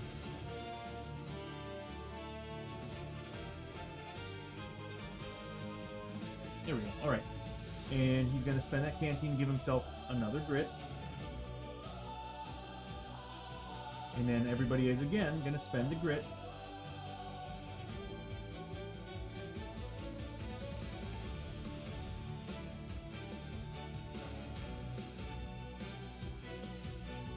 So we can get rid of 2 cards. So what I'm going to do is I'm going to remove 2 grit from that, or 2 growing grit from our growing grid. We're down to 3. But you know what? For fun of it, per usual, we like to see what the 2 would have been. You're always missing something. It's just not always known. You nailed me on that one, Bishop. 100%. I am always forgetting something. There's a lot. There's a lot. All right. Growing dread.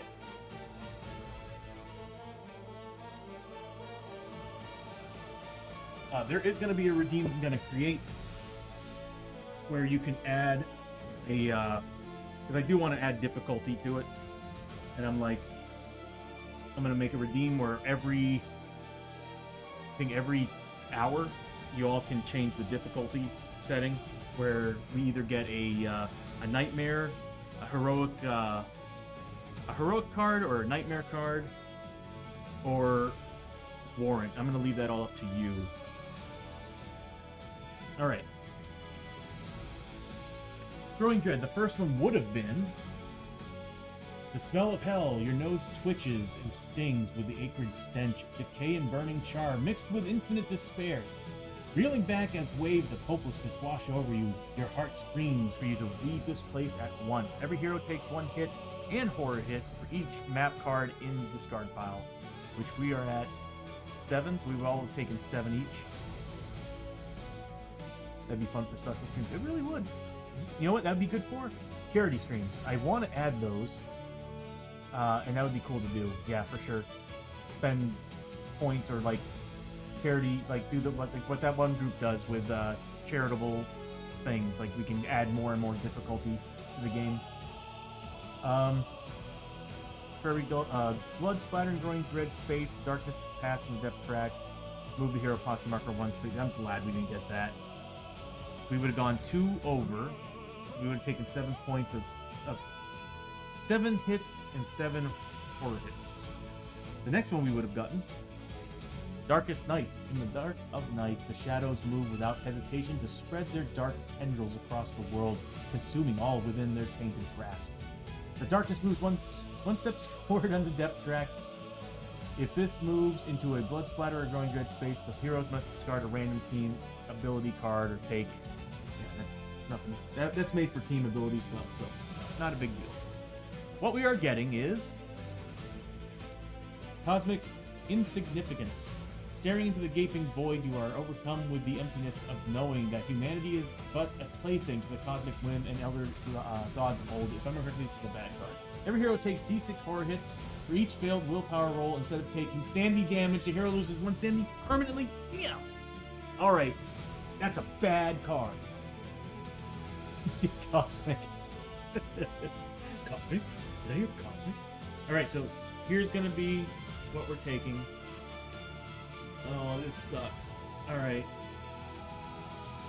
This is going to be Chiyo. She's taking 3 hits. This is a good way to lose Sandy. We don't have any grit. Hoshoryo. Oh! Oh, he's taking 6. Abbie. He's taking 5. At least we get spirit armor, right? Yeah, it's Sandy damage. So we can get spirit armor on these rules. And then finally, Lester. Good God, this is not good for this team. Oh no, he could be a 3. Oh, this is all bad, everybody. It took me a long time to get everybody's sanity up to the teens. Losing this much sanity could be really, really bad. And yeah, no, this is terrible. All right, so Chiyo, at least we get our spirit armor on this.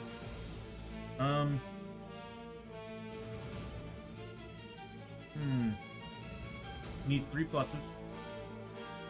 We'll go ahead and pull up all their stats so you all can see what we're dealing with here. So she needs 3 pluses, and she has spirit armor of 6 plus. Not great. So she passes big time on 2 of them. But she needs a 6, otherwise she's going to be a permanent 8 on her sanity. Anything I can do to fix this? Could use the +1.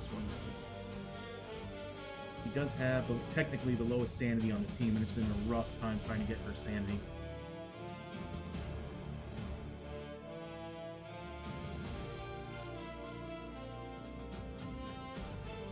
Damn, Bishop. No, Cosmic is irreplaceable. Alright. I don't want to add the +1 roll to this because he can't afford to be an 8. He does have good willpower though. He needs a 6. Oh my god. Yeah. No, she fails. So, instead of taking damage, she loses permanently sanity. That's a bad card. That's a really, really bad card. Alright, oh god, Ocho is flipping 6. That's insane.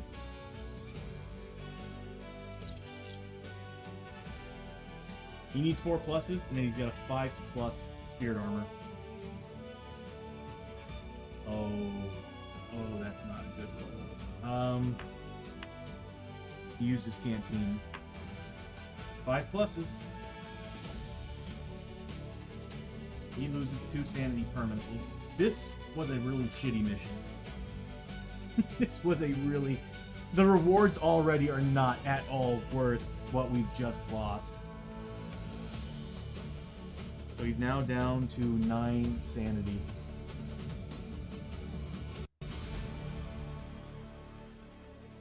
Now at least they all have spirit armor. And then we got Abbie with 5. I might retire the characters early.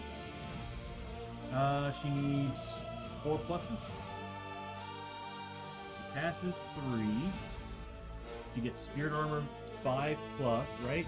Or is it 4+? I think it's 5+. Yeah, 5+ for the blessing that she got from the monks.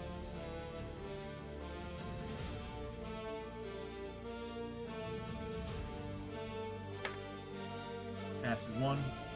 Miserably fails the other one. So, she does lose 1 sanity permanently.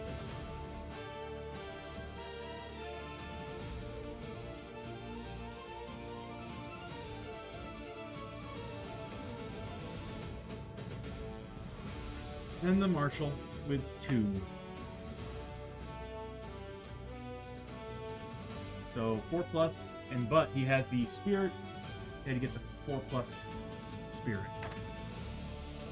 Passes the first one, fails the other one. He needs a 4+. He gets it. So Lester's good. He's still at a 5. Everybody else definitely took some nasty damage. Wow, that is just a bad card. All right. Got 2 more to go. Right? We've only shown 2 that would have happened, and 1 that did happen.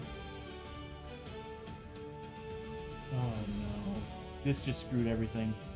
Memories of tomorrow. Terrifying images flash before your eyes. A bleak future of doom and destruction. Stumbling to the ground, you shake your head in a futile attempt to clear those ghastly visions from your mind. All heroes are now -1 initiative for the rest of this adventure. That just screwed everything up. Well, except for Abbie first turn. But Hosho's now going after the Wraith.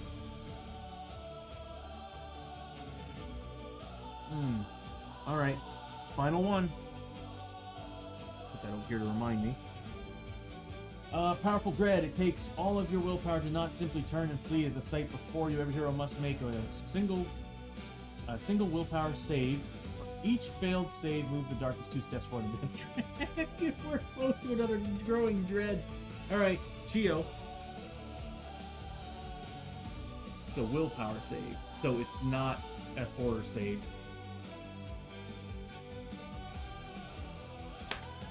Chiyo gets it with a 6. Hoshoryo needs a 4+. He gets it. Oh god. Abbie needs it with a 4+. Table. That's another die off the table I'm not going to reach for. She gets it, and then Lester. Don't let us down, Lester. 4+. Of course he does. Oh, we just got out of the growing dread. So the darkness does move 2 steps.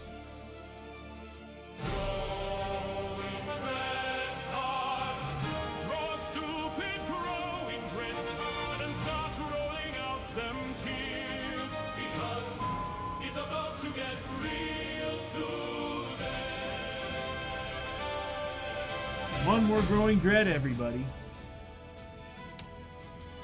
Stench beyond reason. The air turns sour in your mouth and your nostrils burn as you gasp for air. Your stench is rotting death and pain is overwhelming. Every hero takes 2 horror hits. For each willpower save failed, the hero also takes d6 wounds. with no defense as they vomit uncontrollably. Ugh. Well, at least we're all getting, again, Spirit.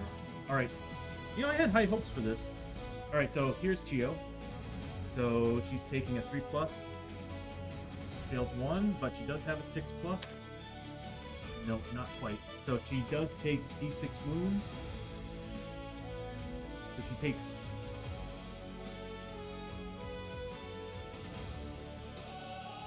Yeah, okay. But they're horror hits. Yeah, that should still count with Spirit Armor, because they're horror hits. Oh, for each willpower save failed. So you would still get this... Okay, so I get it now. So she still failed, so she does take D6 wounds, but she does take 1 standing damage. I get it. This sucks. Alright, he takes D6 wounds, 4. He's got a 4+ defense. All fail. She gets her armor, which is the Takobake armor, 4+. If she saves more than 2, she's taking a corruption hit. She saves each and every flippin' one of them, thus making her take a corruption hit. She needs her willpower of 3+. She gets it. Damn, Chiyo's badass. Hosho's next. 2 horror hits. Failed, but taking 2. Ooh, he's gonna take a lot of damage. Alright, he gets his armor save, his spirit armor 5+. Failed both, so he does take... Good God, man. This has been some bad... This kind of reminds me of my Season 1 characters, where we ran into that one moment where we had, like, I think 6 or 7 Growing Dread cards, and it wiped the team. That's how bad Growing Dread is. It can wipe the team. So he's taking 2d6 damage, 2d6 wounds.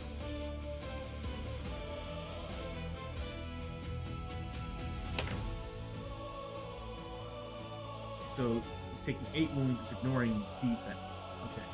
But he does have armor of 5+. Forgot about that. Alright, so 5, 6. Not surprised, I forgot about that. There's just too much happening. Alright. So we need 8 saves at 5+. Oh, that's really good on the 6s. Go figure. We needed 5+, but I got half. So he took 5 points of damage. Next up, Abbie. He needs 4+ willpower first. Saves 1, fails the other one, so she is going to be taking damage on that. She's going to be taking her Spirit Armor 5+ from the Monk's Blessing. Fails it, so she does take 1 point of standing damage. Growing Dread can be awful. And she's taking 1 wound, ignoring defense. She does not have armor? Does not have armor. So she's taking it. Okay, next is Lester. Good thing this is the last Growing Dread card. He's taking, he needs a willpower save of 4+, saves 1, failed the other, so he is taking damage. He has a Spirit Armor thanks to the Lonely Spirit of 4+. Gets it, so he doesn't take any Spirit Armor, but he is taking Spirit damage, but he is taking D6 wounds, ignoring defense. 1 wound, ignoring defense. He has a 6+ armor save. So he does take 1 wound. That was rough. That was rough. That was very rough. It was the permanent Sandy loss that makes me want to take that card, shit on it, then tear it up, shit on it again, and then flush it down the toilet. I don't know why I decided to shit on it before putting it in the toilet. I'm just gonna roll with it. Anyway.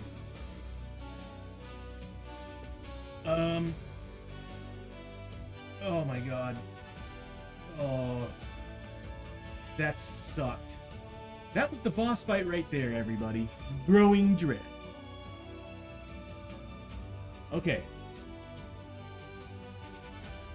Now we get to fight these assholes. Okay. So what we're looking at here is we now need to make that test at 9+. Oh, for the love of God, I should have used the +1 roll. We failed. That would have been a pass if it wasn't for that jerk. That means we move once on the depth track with the darkness. And is there anything else on failures? There's like a whole bunch of rules for this fight. Models activate. Oh, he activates twice this turn. Yeah, he needs to die. But everybody's now a -1 initiative. This is so bad. Oh, this is really bad. Okay. You know, I was thinking, oh, this is going to be no problem. No, no, no. That lantern sucks. Alright, so first up, we need to decide who's carrying what. Lester, of course, is stuck with his vampire shotgun, which he's going to need because it's going to add damage to ghosts. Is it? No, it's not, because he needs to be holy. He needs to be holy in order to use that bonus.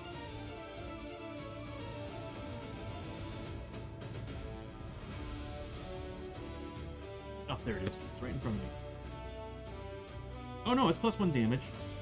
Just +2 if I'm holy. Okay. That is such a good gun. Man, it's a 6 range. That's so good. Okay, so he's gonna be, of course, he's got the Vampire Hunter's shotgun because that's embedded on him. Hopefully he doesn't take any damage. Hoshoryo is gonna be using the flashing blades along with. He's not gonna get any bonuses. Oh no, the +1 combat's worth it. So he's gonna be using the flashing blades and his drill.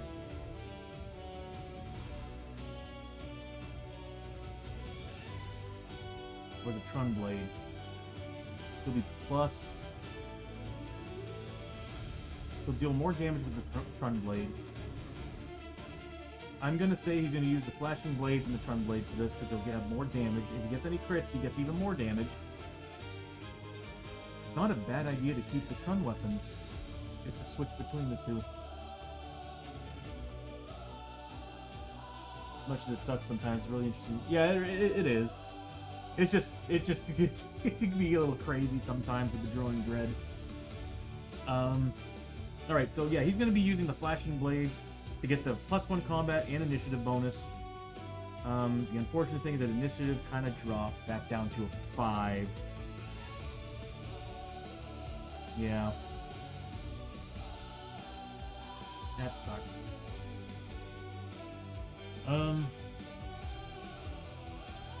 Yeah, it's best for him to be a 5 so he can at least beat the Spectral 4. Do we have flash bombs?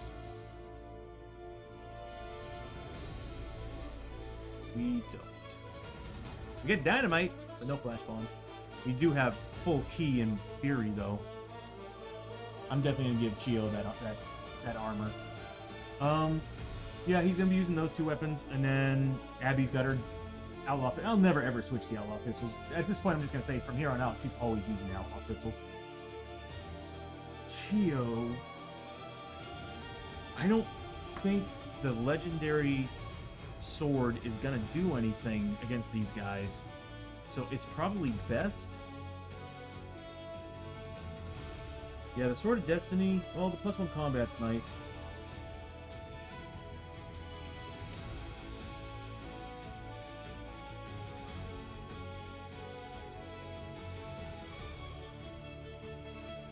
But I'm half tempted to say she's not getting. Yeah, she had the one hand that. So I'm gonna say she's gonna use the Trusty Axe, which is +1 damage. And then once per turn, re-roll a melee hit. So she gets to re-roll one of the misses, which is really helpful. If I can upgrade that thing, she can do a lot of damage with it.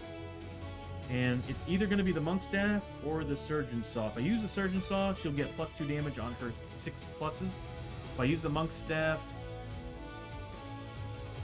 it's really not giving any bonuses. Oh, it's got a Void Core. Yes. What does it have?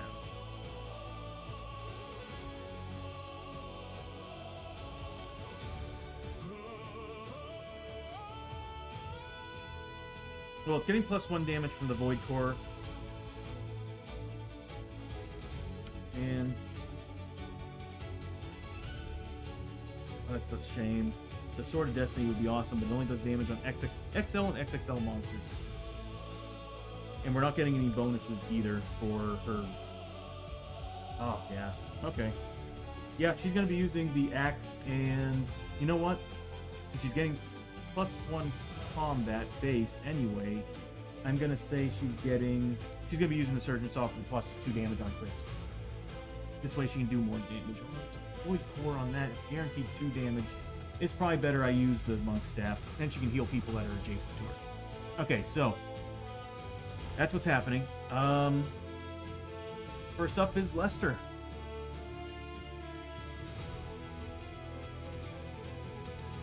Lester's taking. He's on this. Who has the Unspeakable Terror? It's the Spectral Horde, right? So he's going to be starting his activation on the opposite map tile. He will be taking Unspeakable Terror from the Spectral Horde. So he does need to make a sanity test. He's got a 4+. He passes.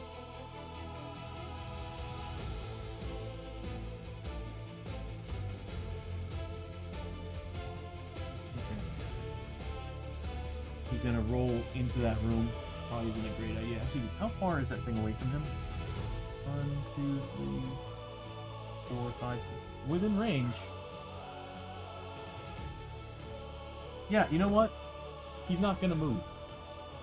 There's no point of him moving. So he's gonna sit right there, and he's gonna start firing into the Shadow Wraith with his Vampire Shotgun. So the Vampire Shotgun, first he's gonna roll for crit. 6+. Nope. That's a 3. So he's going to, man. It uses D8s, right? It does. So he's going to be using the shotgun. He didn't move. It's typically 2 shots. But since he's got rapid reload from Soldier, he's getting the extra shot. I could move him 2 spaces in.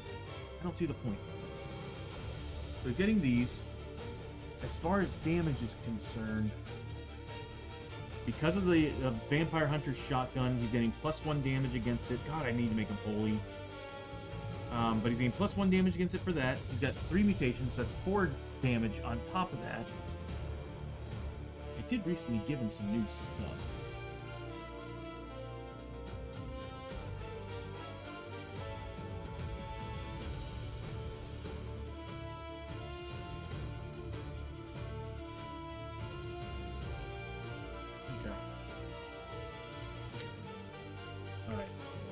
So he's getting. Oh, also, I forgot. He's popping his Marshal's badge, so everybody's now getting +2 shots, +2. Oh, he's not first. Everybody's getting +2 shots, +2 combat. Chiyo's giving everybody. She's ringing her bell. Everybody's getting 4+ cover saves. We've already used the +1 damage on the Conquest flag earlier, so. Oh, Lester technically doesn't go first. Abbie goes first. Because first turn of any fight, she is a 10 on initiative. So I actually should be doing her first.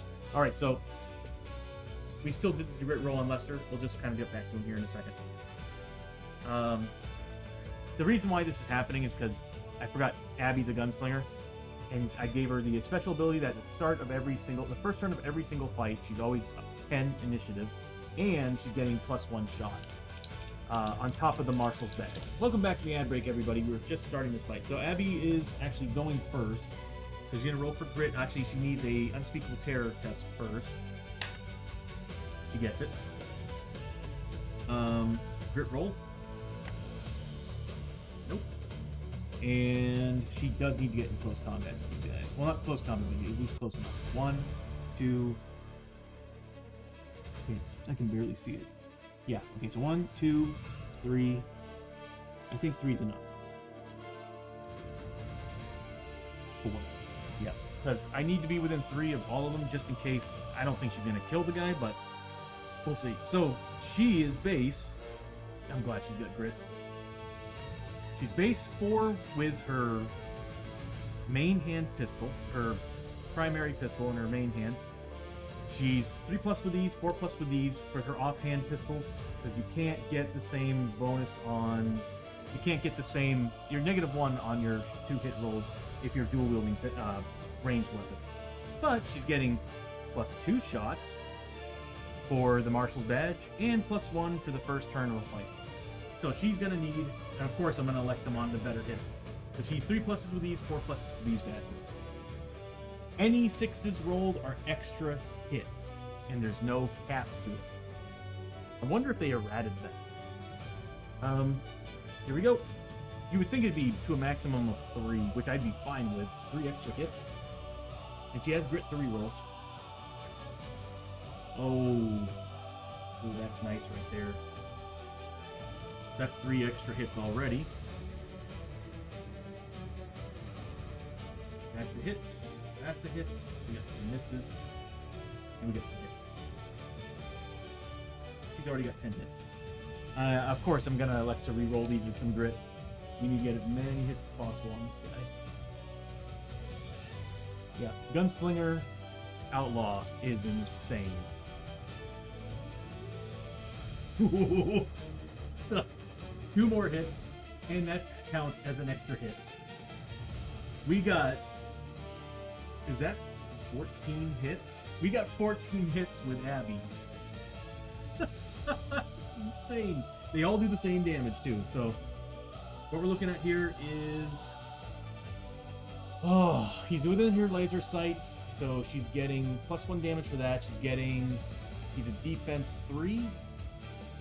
Oh, hold on.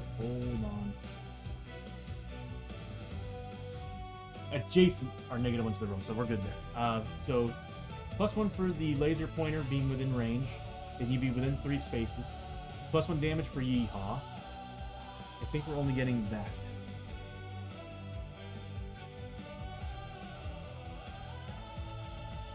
Which is still really good. And we still have some Deadeye shots left, I think. I need Darkstone bullets one of these days. But we can't seem to find a swordsmith.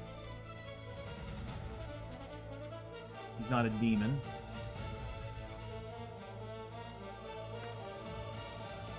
Nope, that's what we're getting. +2 damage.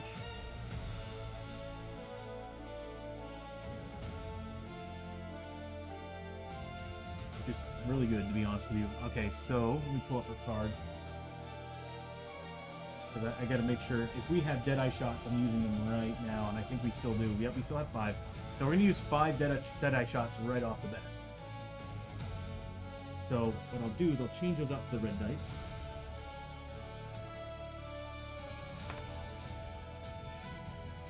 Or actually, what I'll do, I got another blue one in here somewhere.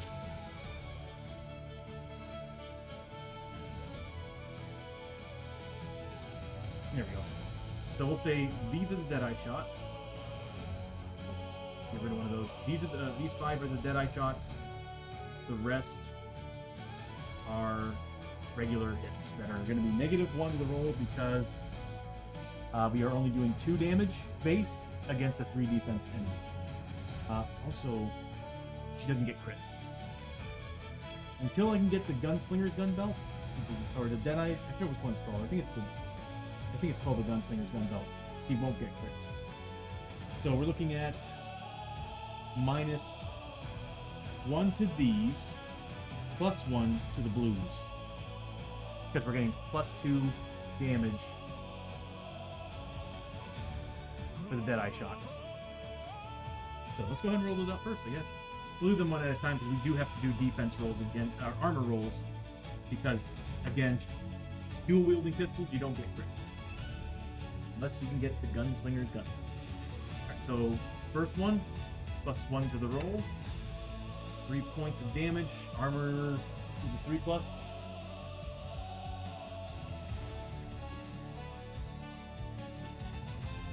God. All of them are saved. Next one, +1. That's a big ol' 7. So he needs to make 7 rolls.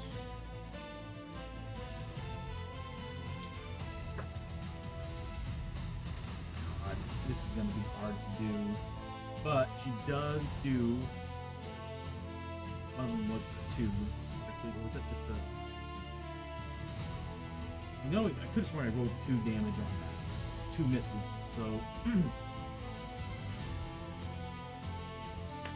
next is the next +1. 2 points. So we need to make 2 rolls.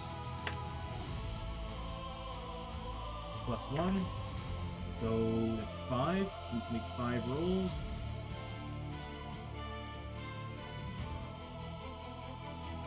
It wasn't for the 3+. So we're looking at 4 points of damage so far, +1 to this last Deadeye shot, so 4 rolls.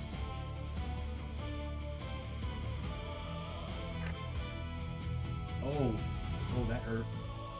So that's 3. The reason why I do these separately is because once a shot destroys the Shadow Wraith, the rest can go to another target. You don't want to just roll the whole pool out because it's like you'll be losing hits. So right now we're looking at 7. We still got a ways to go. So we're looking at -1 to the rest of these. So 2 points. It's 1.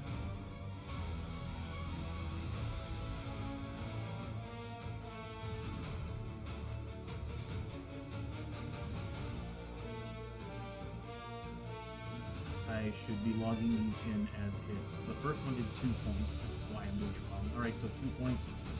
One of them did 3. I know that for a fact. And I think it was like a bunch of 1s. And yeah, just a bunch of 1s. Alright, so that's what we're looking at so far. Next one is going to be -1. 1 hit. Next one.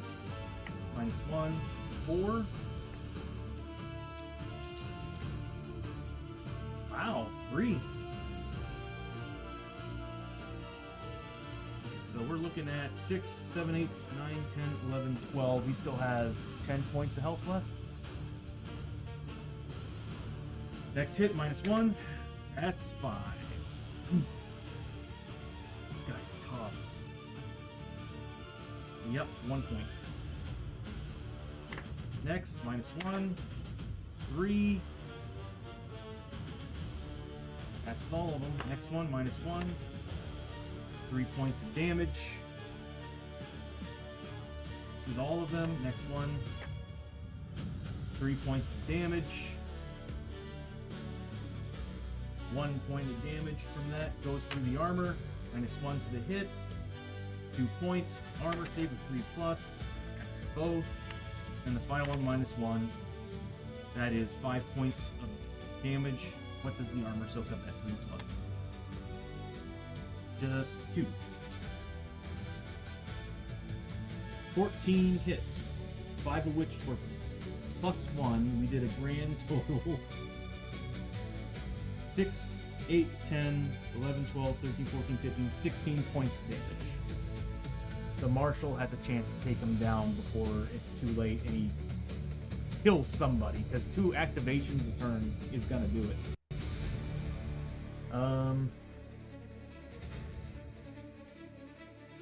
So that was -16, was it? Yeah.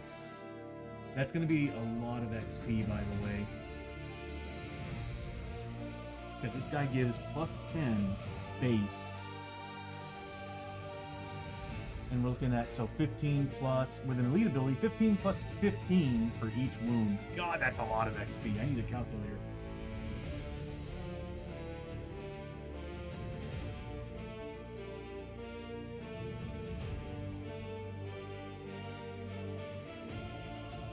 Oh, after this, I need to end the stream because it's already 6.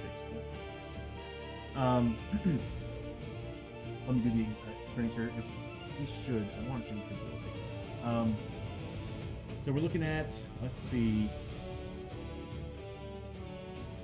15 plus 10. So we're looking at 30, 60.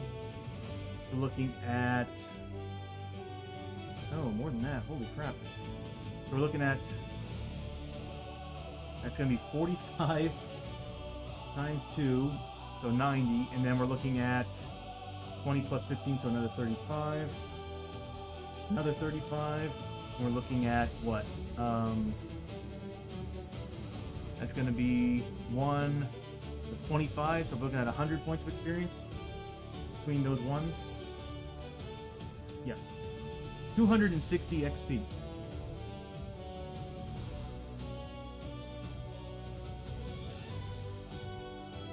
That's Abbie's turn. We'll get this turn done, and then we'll call it a stream, because I need to hurry up and prep everything for the other stream. Yeah. Even though they were like that's the thing about nickeling and diming an enemy, especially one like this, all that XP gain is insane. Alright, so Lester's up next. Unspeakable Terror Test, we already did that, and we also already did the grit roll. He gets 2 shots base, +1 for not moving, and then he's also getting 2 more shots for the Marshal's badge. Yeah, I might actually house rule. You can only get a max, typically it's max 3 on most things. So Bishop, I think I'm gonna max 3 that rule for her shooting her pistols. Something tells me they errated that. Alright, so he's getting 5 shots with the shotgun. I need to upgrade it. So he's getting 5 shots, he's getting +1 damage, +4 damage bait. Oh yeah. He gets crits, by the way, so that's a crit, that's a crit. Miss, hit, and hit. These are ignoring armor. He's gonna kill this thing. So we're looking already at defense 3. The crits ignore armor, so we're looking at defense 3. He's getting +1 to both of these criticals. At D8 for damage, if I remember correctly. To hit and damage rolls. So here we go. Yeah, Lester's really awesome now when it comes to combat. Before he's been like slacking because didn't do any extra damage. Alright, so here we go. +1 to the roll. You freaking kidding me. Alright, so 2 points of damage. +1 to the roll, ignoring armor. Are you freaking kidding me? This game. Oh my, he has 1 health left. He has 1 health left. Here we go. +1 to the roll, but also armor saves are added. Come on! 2 points. 2 armor saves of 3+. He's dead. Wow. Just wow. Okay, so he still has an extra shot, but I think he's too far away from the Spectral Horde to actually do it. He needs to be within 6. 1, 2, 3, 4, 5. Yeah, he's too far away. So we're looking at a dead Shadow Wraith.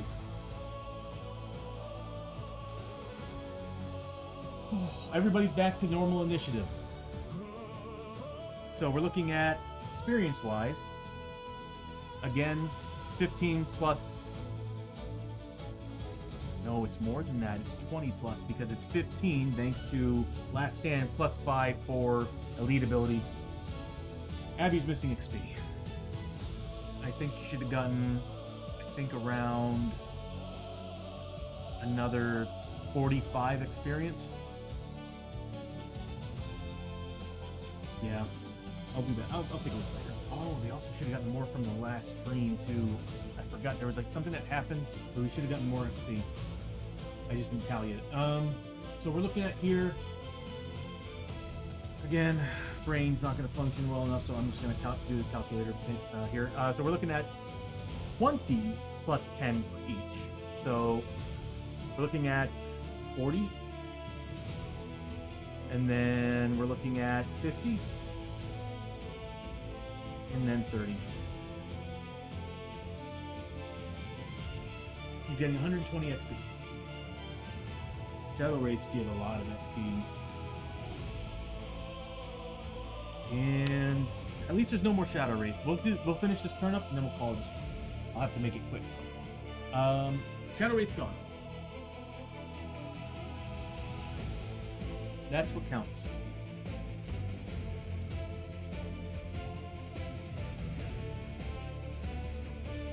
Alright, Spectral Horde is not gonna go because he is initiative 4. And yeah, we'll go with Hoshoryo. He can definitely make it there. He's gonna take Unspeakable Terror. Does not pass. Spirit Armor 5+. Does not pass. Got a 2. So he just take a point of damage. Sanity damage. And now he's gonna move up. 1, 2, 3, 4, 5. He has a 6 movement. And he is busting out some attacks. He's getting 3 base. Yeah, 3 base. I'm glad I still kept the sword. So 3 base, +1 for his flashing. Nope, it's +1 damage for the flashing blades.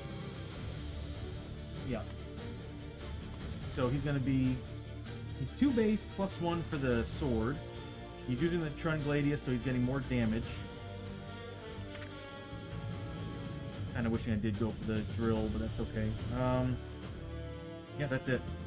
Oh, and +2 for the Marshal's Badge. He doesn't have grit for reroll, so I'm hoping I hit. Oh, grit roll. No. All right. He needs 3 pluses to hit. Yeah. I just remembered everybody. Oh, he has to be adjacent. Yeah, that rule gets me every time. Being adjacent and -1 to hit. All right, here we go. He gets 3 pluses to hit, and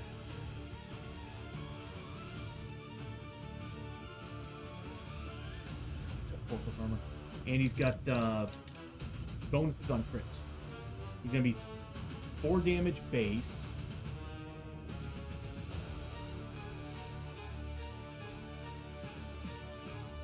Yep, he's going to be 4 damage base because he's got the flashing blades. So that's +1 damage for each point of initiative you're higher than the target. He's a 6, and they're at 5. So no, 4. So +2 damage.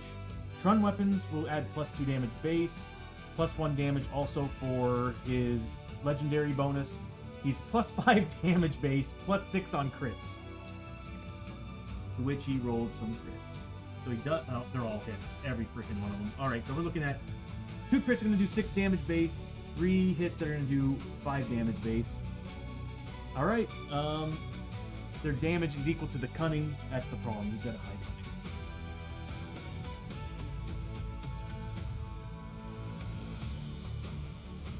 cunning. Yeah, so it's a 4 cunning. So we're looking at on the crits +2 damage on the crits.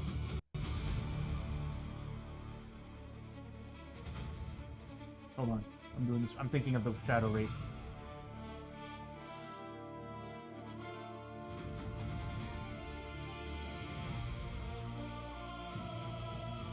I can ignore the defense. So we're looking at +6 damage to the roll.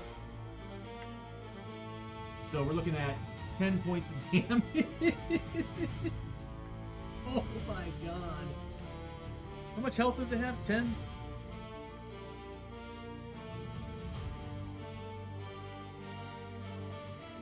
Okay, Trun Blade combined with the sword the flashing blade is insane. Alright, so he's got to make 10 saves of armor, 4+. Oh, that's not a good roll at all. That is 8 points of damage. So we're looking at 8 points of damage on that. He's pretty much dead. So 8 points of damage. I'm not going to bother doing anything yet. He gets, again, another crit. 6 base. Oh, 11. 11 points of damage he needs to make rolls on.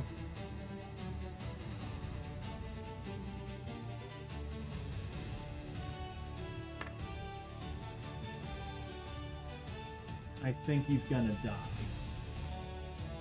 So he needs 11 rolls of 4+. If he fails 2, he's dead. That's, again, a ton of failures. So yeah, that's a dead spectral horde. Hoshoryo is like going in there, ain't taking shit from this guy. Well, wonderful. Victory, everybody. We can end the stream here. Perfect. We can do the loot and everything next stream. I also have to remember that there's also XP that I need to divvy up for the characters. But let me go ahead and do the experience first before I forget, and then we'll call it a stream there, and I need to set up for the Vikings campaign. So he's getting 20 plus, that's 100 right there, and then another 40, so 140 points of experience.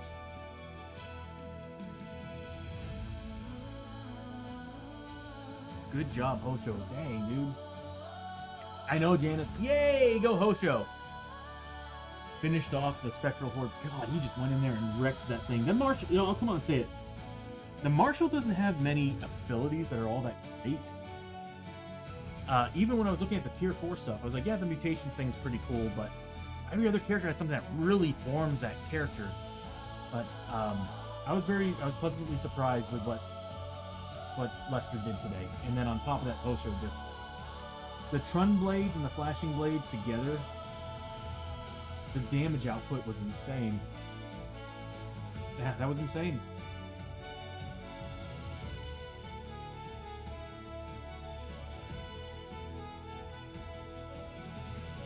Wow. +1 damage for each point of initiative higher you are than the enemy. That is so good. Alright, so we're going to go ahead and end it here, and we'll move on to the Vikings campaign with the D&D Bros and Ranger Green. So what I'm going to do is I'm going to shut down, because I need the next 30 minutes, 45 minutes to really get the characters out, go over the last stream, make sure I have everything set on the board. I know I have the cards pretty much already set aside. I just need to get everything else, because ever since I cleaned up yesterday, of course, I moved a lot of things around, but thank you all so much for watching the stream.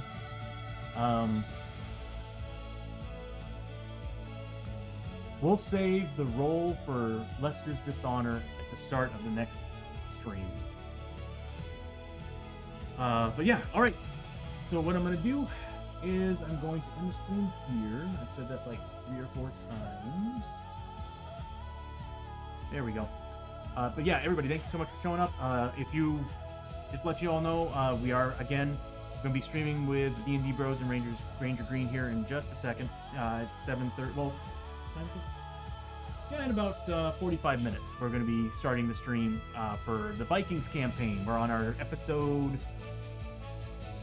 4? I think we're on episode 4. Yes, we're on episode... Are we? It's either 3 or 4.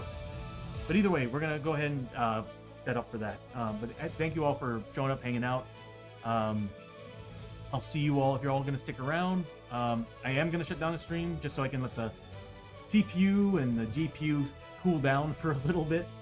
And I'll start the stream up soon. So I'll see you all then. Until then, rest up, get a drink, something to snack on. And I will see you all soon.